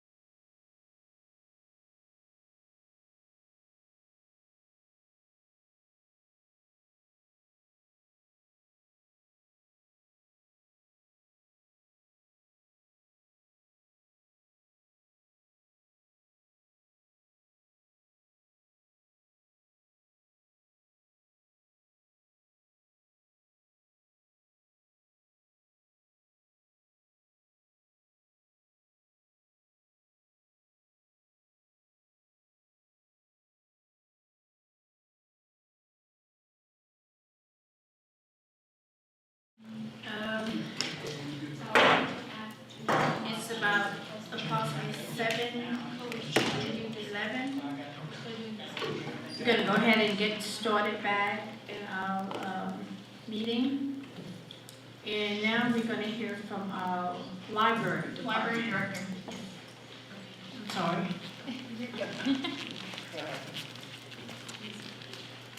Mayor Pro Tem, Council, Ms. May. I want to say that the library is very pleased with our budget. We've been pleased with it for a couple of years, but there's a few things that are unfunded that I wanted to bring to your attention, and I'm glad that Mr. Lowry made a comment about personal budgets, because that's also included in this. So if, no, I was gonna say, you just, I was getting over it for you, like I know how to do that. So one of the things that's not funded right now is our website and an online catalog upgrade. Right now, out of my personal budget, I am paying for our website as far as the design and the look of it. As you guys well know, it's no secret that 2 years ago I became a widow. My funds are very, very tight. And guess what's gonna go? I can't support the library. So that is one of the requests that I have put in there. The original request was for something called the EBSCO stacks at $8,000. But I have found that if we upgraded our card catalog, it will double as our website. And that is something through Enterprise. Our card catalog has not been updated since 2005. So that is one of the things. Our IT staff is not familiar with our automation system.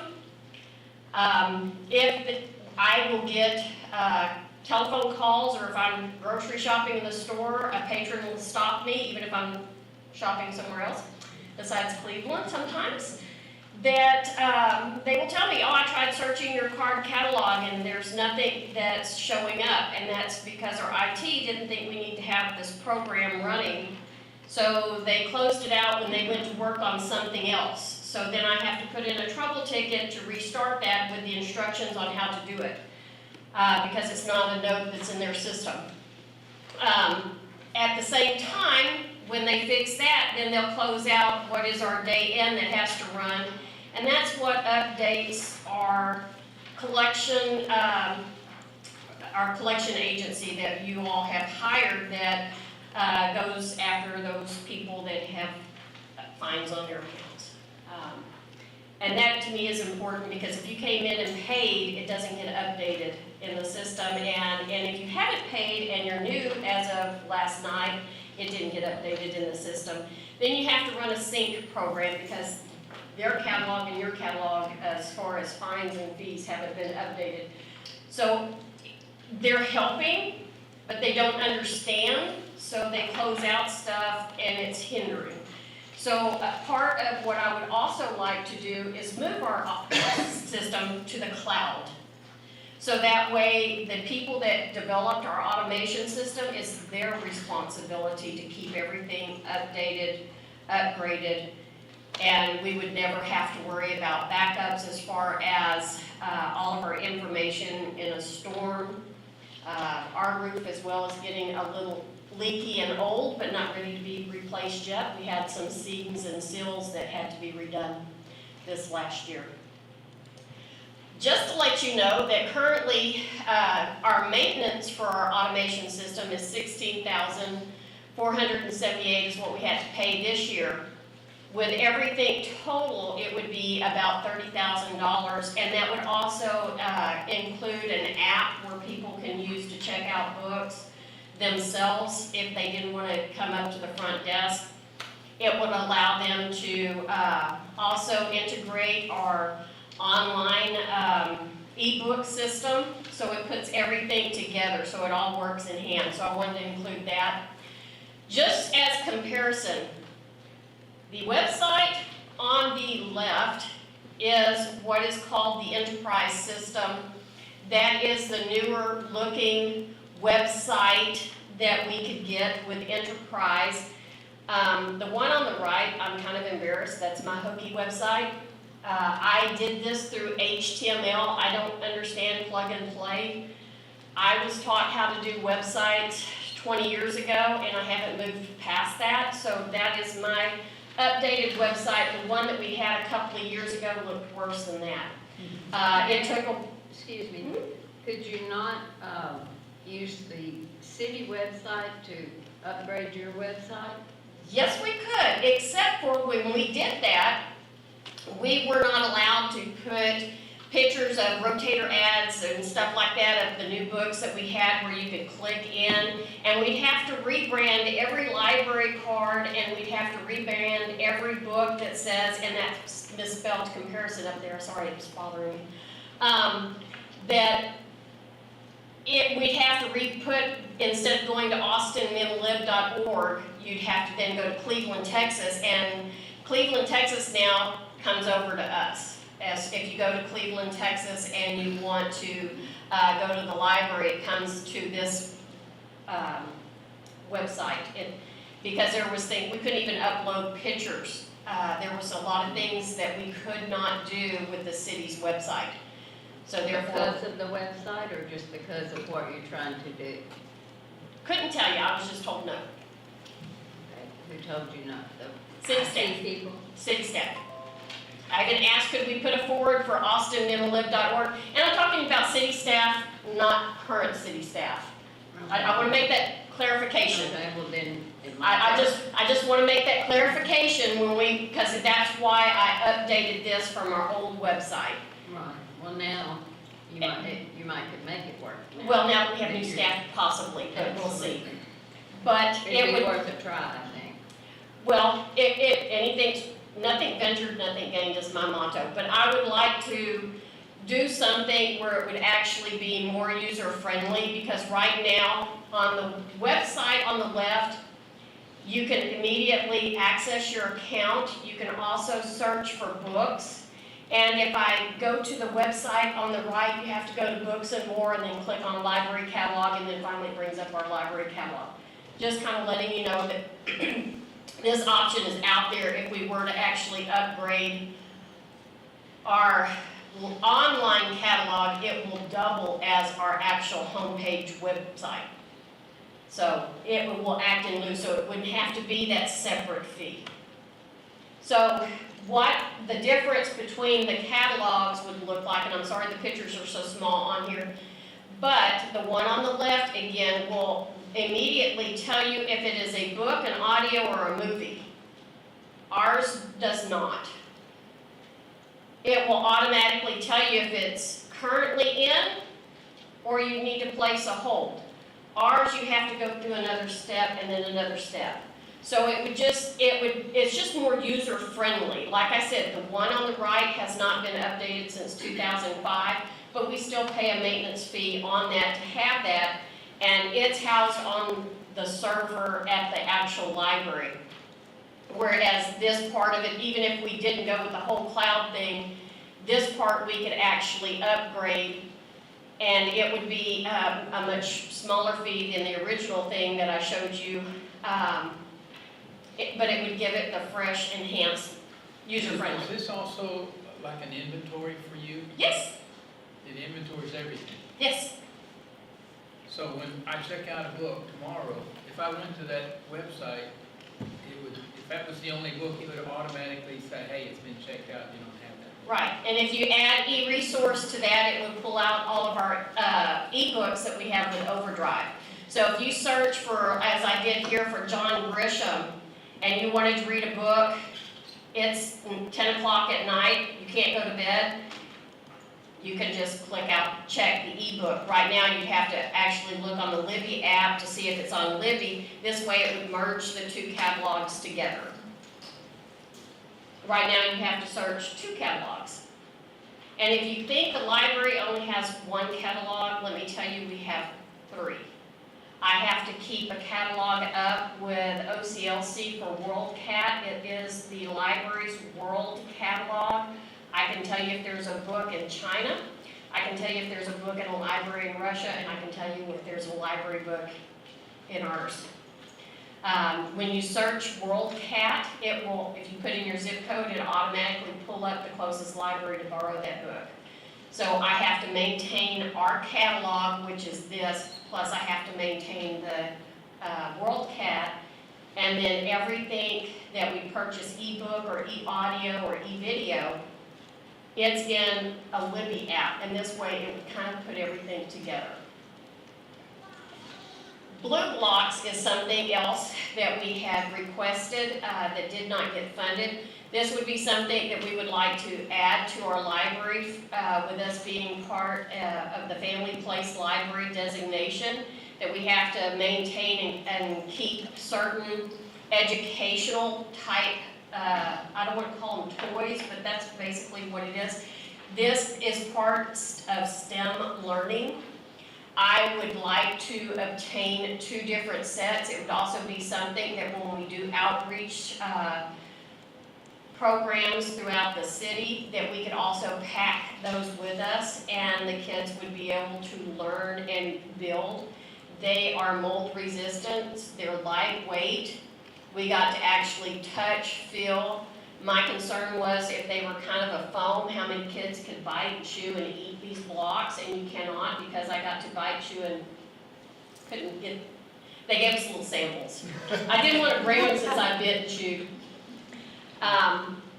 One of the things that happened during our renovation that we underwent a couple of years ago was our security gates. They have been failing for a couple of years now, but the security gates were removed by the construction crew.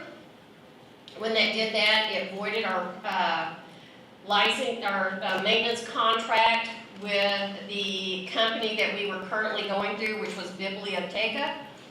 And Biblioteca will not reinstall the gates, so the construction crew reinstalled the gates, except for they halfway reinstalled the gates. You have to have them lined up for them to work, and I hate to say this publicly, but sometimes they will arm as you're coming in and they're not supposed to, but they won't arm as you're going out. And that is your inventory control system. So people can take videos, they can take PlayStation controllers and walk out the door with them, because if they don't arm, we don't know. You had this problem before? Yes. All the time? We had it before the construction, they were lined up, but sometimes we'd have to reset, restart, and it was giving our IT fits. After the construction, they wasn't lined up right, and they didn't put the metal plates, so they just put cardboard over the wires. This is a wide aisle gate. So right now we have 3 gates. So if you're in any type of ADA mobility device, like a scooter, or you've got an extra wide rollator that you come wheeling in, first you have to struggle with our doors that are not automated, but then you have to fit through the 3 gates because it's cut off some of that extra space. This is their wide aisle gate. The $10,315 is almost the cost of our maintenance contract with Biblioteca, which they're not honoring. Envisionware staff register. We had power surge that hit the library and it messed up our cash register. Trying to find an old-fashioned cash register through our vendors that we currently have, which is Quill Office Supply, that have the buttons, the amount of buttons that we need, is very hard. So we looked at possibly doing staff registers. So we have 2 computers up at the front desk to do both of those into staff registers, where they will actually take, both of them take credit cards, the whole 9 yards. It will keep track of our printing as well as fines. It all works, integrates together. It would be $4,821.76. My dream. I figured I would not be a very good library director if I didn't tell you that I think eventually the city needs a bookmobile. It is a rolling billboard for the city of Cleveland. We have so many kids and elderly people that are homebound, latchkey, that wouldn't it be nice if we drove up in this Class C, basically, unit that we could drive into your neighborhood, nursing home, senior citizen center, park it at Walmart for a weekend or something, or HEB, and register people for library cards and or check out books. When we did the literacy bit, we had certain samples of items that we had out to show people, look, this is what your library has to offer. It's not just books, it's books and more. And every person, well, can I check this out? Can I check this out? Can I check this out? If the first person would have checked out half of our display, if we would have allowed it. But it would be nice if we showed up to these events where people can actually use the library wherever we go. When you have your food truck fusion, we could also be out there with that. When you have the outdoor expo, we could be out there with that. It would be so much, to me, it would just look nicer than us hauling plastic tables, chairs, and wagons around. But this is a sample of a bookmobile that we would like. By the way, the school district, Mr. McCandless said that they would like to partner with the city of Cleveland on this. How much they're willing to put in, that would be up for discussion. It would just be one of the things that this, if I didn't bring it up starting this year, 10 years from now when I'm still bringing it up, hopefully one year we will get it funded. But that's the inside, outside, and then booyah, some more. But I am happy with our budget. Mary, is that not anything that could be purchased through a grant? There are not any grants right now for bookmobiles. I will tell you that at the Texas Library Association, I think it was the city of Grapevine, that they had something put in with their tax rate, kind of like EDC or something like that. I'm not saying actual EDC money, but that it goes and funds parks and recreation equipment. It goes in and it funds, the library was asked to, or put in with them to fund this for one of their years, and they were able to get it. That would be something that it may pay council to look at with the city of Grapevine, what that fund is, that they can take out, and it may be the same thing as EDC fund, but they called it the Betterment of the Community Fund. So it paid for your parks equipment, it paid for so many other things. So I don't work that end, so I couldn't tell you. Maybe they could get something through EDC. Right. She's talked to me before about this and to school, and, you know, she's been discussing this for a while. But yeah, I'll contact you, Grapevine, see what they've done. Right, because like I said, it's part through their fund, and each like I said, the Parks and Recreation Department asks for, applies for grant funds to pay for certain things, and so the library finally did this, and they got theirs, and they had one that was much larger than that, and they were talking about it at TLA. Look at your trees, and you'd be surprised, because the air conditioner's at top, and you try to drive it underneath one of those trees, and it knocks it off. How to back those things up. That's why I chose something that was be smaller, basically the size of an ambulance, the box type ambulances. That Lord knows I know how to drive one of those in Houston. Glad you brought that up. We used to have our own ambulance system. I saw one sitting right over there. It's probably old, but does anybody know anything about that? We saw it sitting where, Fred? Over at the yard, right over there. No. I don't know anything about it. It says ambulance. Does anybody? Yeah, it was up for. Is that the one that was surplus a while back that never? It is inoperable, due to, I wanna say the generator system on it, failed, and the cost of fixing it versus the cost of, buying a new one, and we were out of the ambulance business. It's up for, to get rid of. Well, why do we have it sitting around? Nobody bid on it. Well, I know we went through that yard probably 2 years ago, Danny Lee and I, and we pointed out some things. And they got rid of some of them, but why is it still sitting around? I saw it and I thought of you, Mary. Now, I don't know. You think of me when you think of junk. The bookmobile. And I thought, well, could it be converted or could it be swapped and be a down payment on one? But for us to have equipment like that sitting around is just ridiculous. I'm sorry, I didn't mean to interrupt you. That's okay, and I was only teasing, I'm sorry. But I made calls today to, get rid of the surplus, to all the works on getting everything worked out. But that is my dream and that's my end, so. Mary, But I would really like y'all to start paying for the website, not me. Mary, Yes, I had this young lady that's on my case about the city not having a handicap ramp in the front of that building.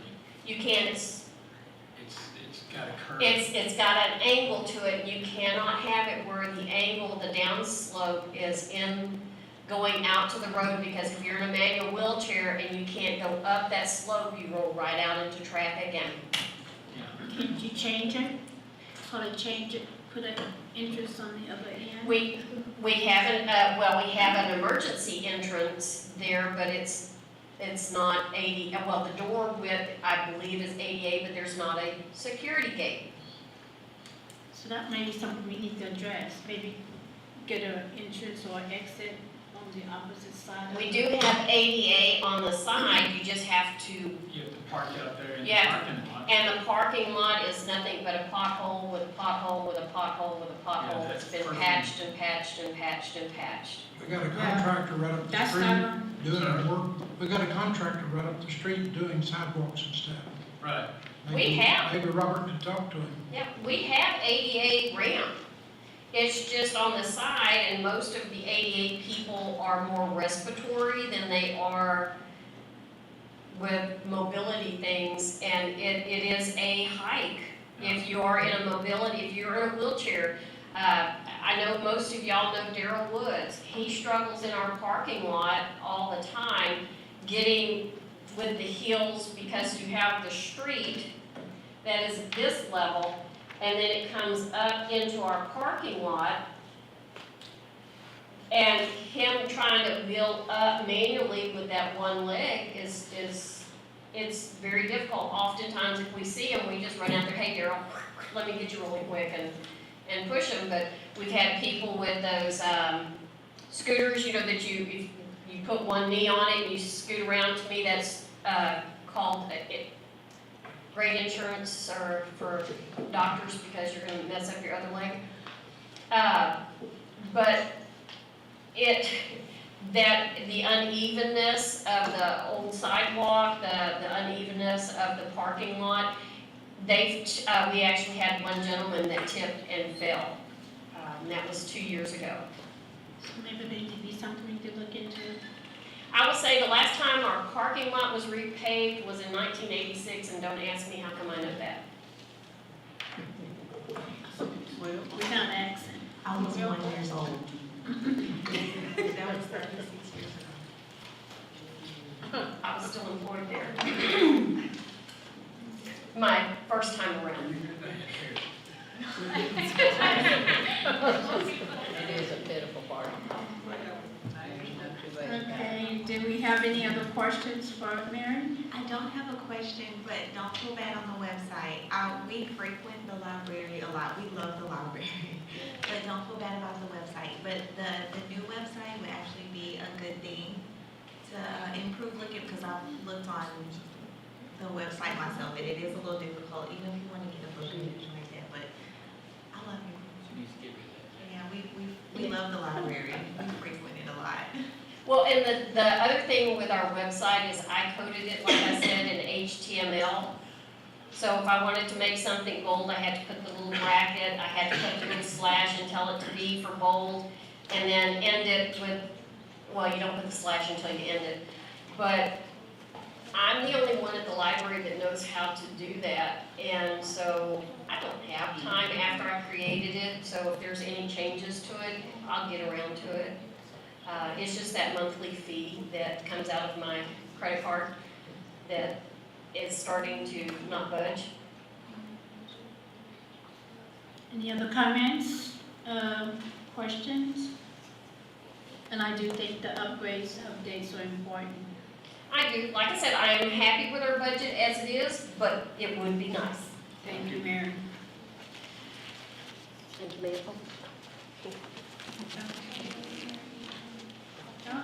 Our next item.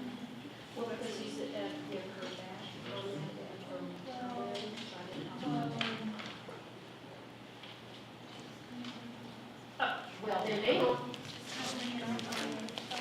the one thing I didn't bring up, because I didn't hear anything about, was Wendy Thorpe is our youth services person. She acts more as my assistant library director. We collaborate on everything, including our bathroom schedules, so we work too closely together. But it would be nice to put her as the assistant library director, since that's what she acts as. If you see her, you normally see me. We work very much together. I, at one point in time, used to be the assistant library director, so I know that there has been that position that was created. I know it was created so you guys didn't have to pay me overtime, but it was still a position that I held for many years because it is a salaried position. And it would be nice to,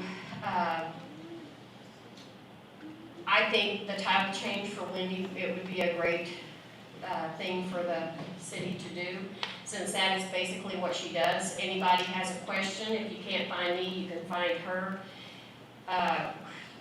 We text at each other at 10 o'clock at night, we text each other at 6 o'clock in the morning. We definitely communicate, we have no problem doing so. We work really well together, we go to TLA. She attends a lot of the youth services part. She would also like to start enhancing some of more of our adult programming, and she's been working with that as well. So if she's put as the assistant, will she still be doing the youth? Yep. Basically, her job will it just be her title, and hopefully. Yeah, she deserves to have that. She works really, really hard. She does. And works well with the youth. We have a very active volunteer youth program. During the summer, they're there for every program. She has created this from scratch. I came up to her, I told her I would like a youth volunteer group, and she worked with the school. She works with the schools quite well.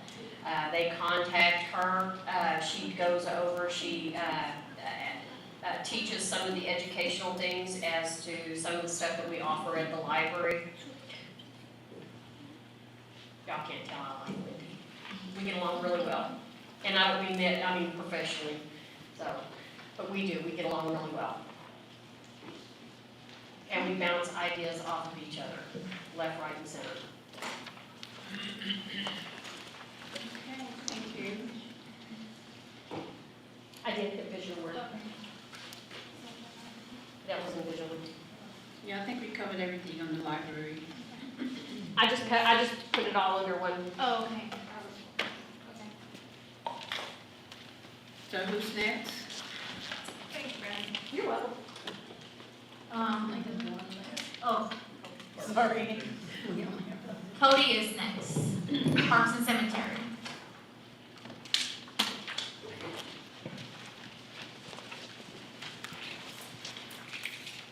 All right, as most people know, our parks are great for the kids, something to do. We want to do some beautifications to the parks. The parks that need it now are Old City Park. Of course, it's our oldest park. The equipment is dilapidated, falling apart, need repair. We've actually taken out most of it because it's become a hazard. We'd like to add, a walking trail, an extension of the walking trail that's existing at Campbell Park. Add more park benches in, and of course, playground equipment is expensive. We've looked at it, and right now you can buy a medium-sized piece of equipment for about $40,000, and to have it installed about another $20,000. So it wouldn't be much, but it would be more than what's there. Right now at Old City Park, there's 2 swing sets and 2 slides. That is our most visited park during lunch hours, early in the morning, events for birthday parties, because it has a pavilion. It has restrooms and everything like that. We would like to take out the swing sets that are very old, probably older than all of us here, and replace that with new upgraded equipment, maybe more accessible. It's sand bottoms there, so it's not wheelchair accessible or anything of that nature because they're raised up. There's no access for anything like that. To, you know, implement a few more things for, you know, more kids to be able to get in there and enjoy the park.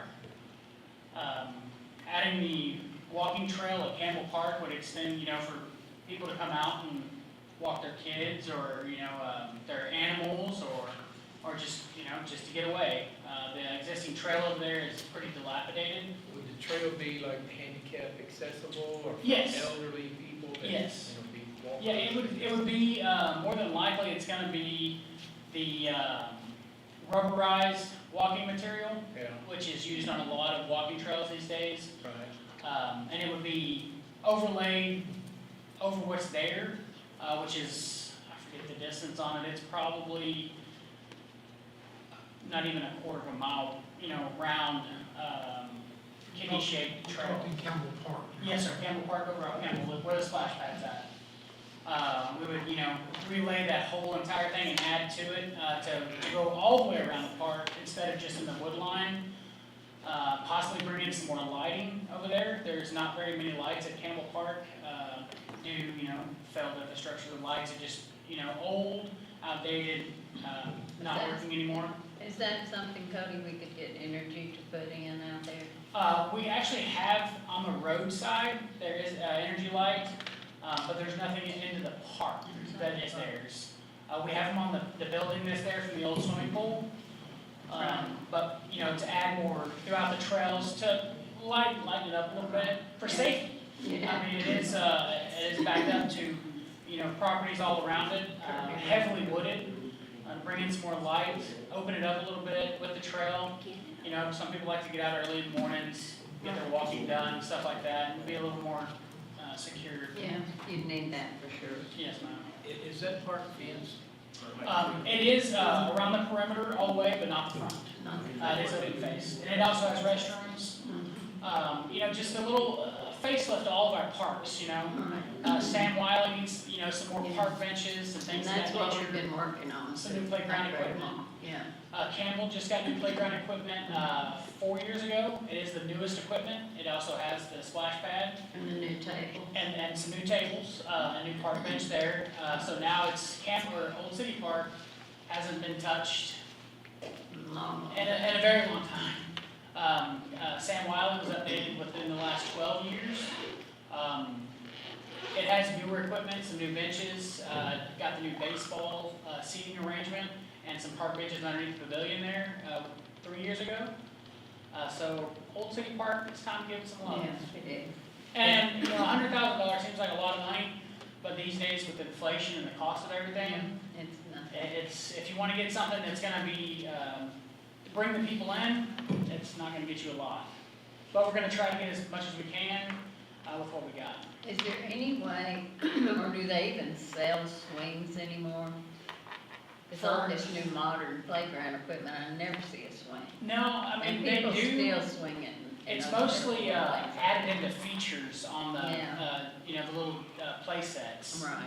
But they're not as, like we have out there now. We have, I want to say, there's 2 sets, and I think there's 6 swings on each one, and they're, you know, chained with rubber seats. Yeah, a little, It's just- a little baby set. It's dangerous. It is dangerous. You put your very fingers in there, and, you know, we try to fix that up where people don't put their fingers in it and things of that nature, but it's, you know, kids will be kids, and they just. Oh, yeah, you they know, love it. Yeah. But, It's yeah. a very well-used park. Yeah, all of our parks, you know, any Yeah, given they are. day, you go over to Campbell Park, when the splash pad's on, it's busy. It If is. you go to Sam Wiley, if they're not holding baseball practice there or football practice for the youth, you know, there's always, you know, Tough Kids goes there. Tough Kids also hangs out at Old City Park. Right. There's constantly during the summer, nice days, people eat lunch there every day. They do. It's just a well-visited, our parks are well-visited, even the ballpark. They really are. And that's a good thing. Yes. But you're right, we need to fix them up. And they were mentioned to bring in some batting cages. Right. You know, that would be nice. And they would like them at the ballpark. But my thinking of it is not every kid can drive. No. If we had them in town, Yes. those kids could go and out, Use them play more. them in the parks. Most definitely. When they're at the ballpark, there is a downside to things at the ballpark, it's out of sight, out of mind, and it floods. That's something we have to worry about. If it floods, it's gonna ruin it. If we have it in town, our parks in town don't flood. That's true. Knock on wood. But, and things like that, not only the kids, but the school. Maybe they, for extra, an extra area to practice in. Yeah. But if it's in town, it's here, it's close, people can walk to it. And with the sidewalk project, there's more sidewalks around town to get people in and out. Sounds good. $100,000 don't seem like much, and this is for like all the parks? It'll add a little sprinkle to all the parks. Yeah, I think we need to. But it's a start, you gotta start somewhere. Well, yes, and the walking trail is definitely, the parks are really need to be done because we have no place to walk here. No, ma'am. We used to utilize the school, but they no longer do that, No. so this is why we've been talking about these walking trails, and they need to be done. And it's not only for the kids, because there are adults that wants to get out and walk, for exercise. But most definitely, all of them need some upgrade. And the bleachers that were changed in Samuel Wiley, it was basically because that one had the boards had rotted out, And which they were actually, I don't think they should have torn it down. They probably should have just replaced the boards because that was real hard, solid iron. And the bleachers that they have now is much smaller, so it really don't accommodate. So they probably need another one there. Yeah, we would replace and, the kids would go over there and catch one fire. And that was the bad thing about the wood. That's why we went with the metal. And we couldn't go that big because of the cost. Those aluminum bleachers are very expensive. And they do get used, so which is a good thing.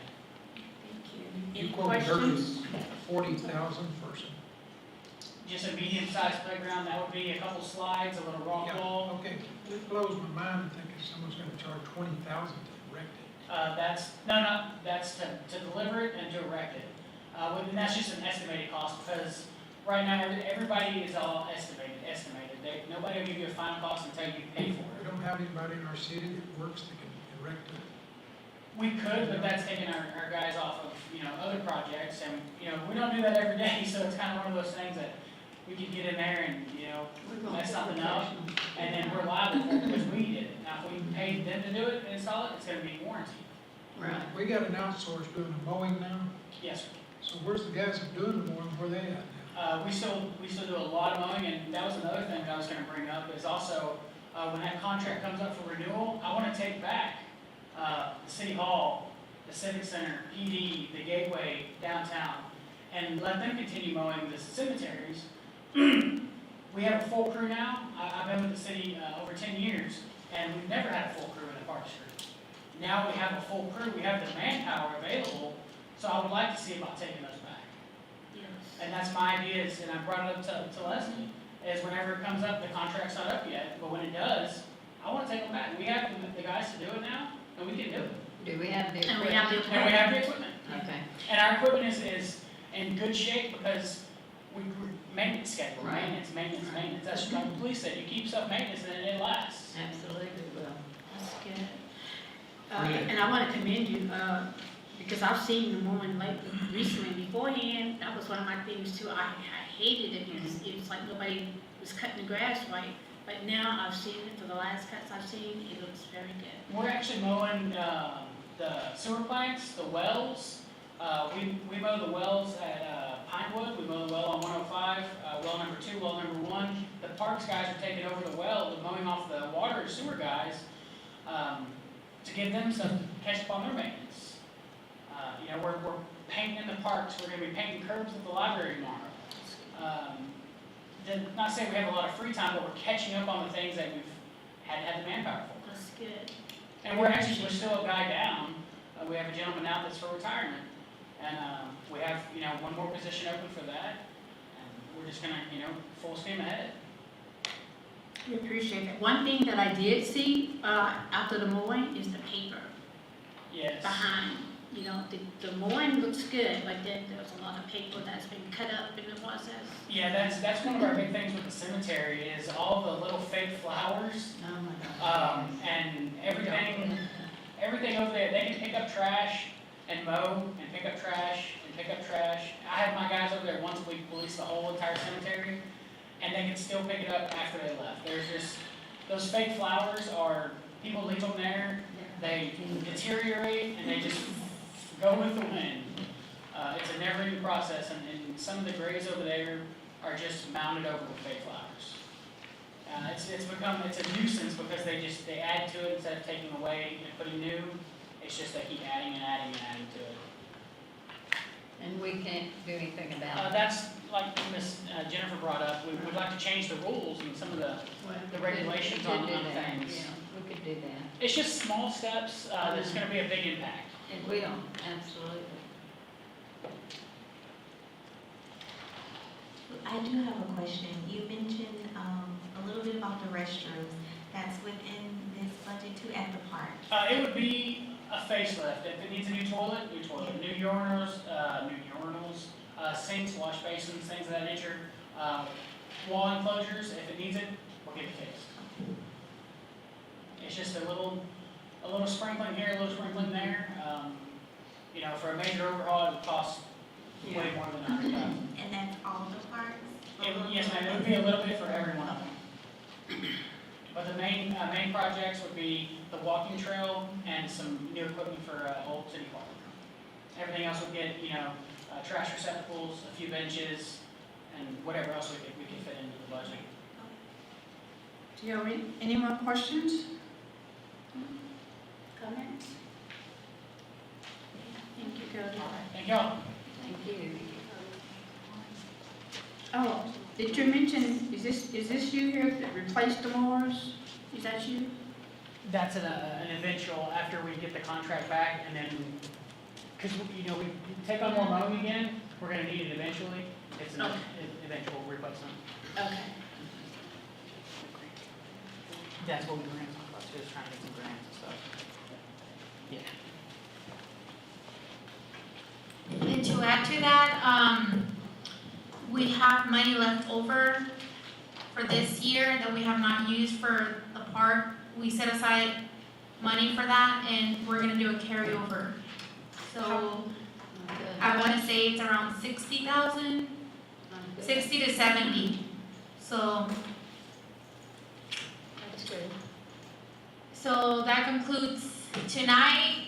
Anybody has any questions? Next budget meeting will be next Tuesday, and we will go over, we'll conclude general fund requests, civic center, development services, and fire department, and then we'll move on to water fund, water and sewer fund, and then we'll have Robert speak on, just like we have them speak, we have Robert and Lindsay, Ashley, Sean, and then I'm gonna also do 600 fund, and that would be Ashley too, as well. Will that be on the 23rd and not on the regular meeting on the 16th? I don't know, what do you wanna do? I thought we were gonna do budget at 3 o'clock, and then we could have our regular council meeting at 6. That's fine. That's what Yes, that's what we do. This way you can do all the questions. Yes. Yes. Okay. Any other questions before we adjourn? We want to thank each department for coming out, and you have something else? Yeah, I'm done. We want to, okay. Madam Mayor, I'd just like to say for behalf of all department heads that have operational motor vehicles, don't scold us too much, but the gas line items have gone extremely high. I know we're running about 10,000 over, so I just wanted everybody to be aware that's something that we're looking at in the department heads is the cost of gas and fuel right now. Okay, thank you, Chief. Sorry, thank you, Madam Mayor. Again, we want to thank each department that came out tonight. Thank you so much for bringing this information to us. And this sort of like work as a workshop. I mean, it is a workshop, but it gives us an opportunity to ask questions and for you also to let us know what it is that you're needing. You know how your department's running and you know what you need. So this helps us a whole lot. Thank you so much. Thank you, Leslie. Good job. Okay, and also we want to thank Leslie for putting these numbers together for us, so that way we know how we can and cannot move, and you did a wonderful job, and I really appreciate it, we all appreciate you. So if that's it, do we have a motion? I make a motion. Adjourn? A second? Okay, all in favor? Meeting is adjourned, thank you.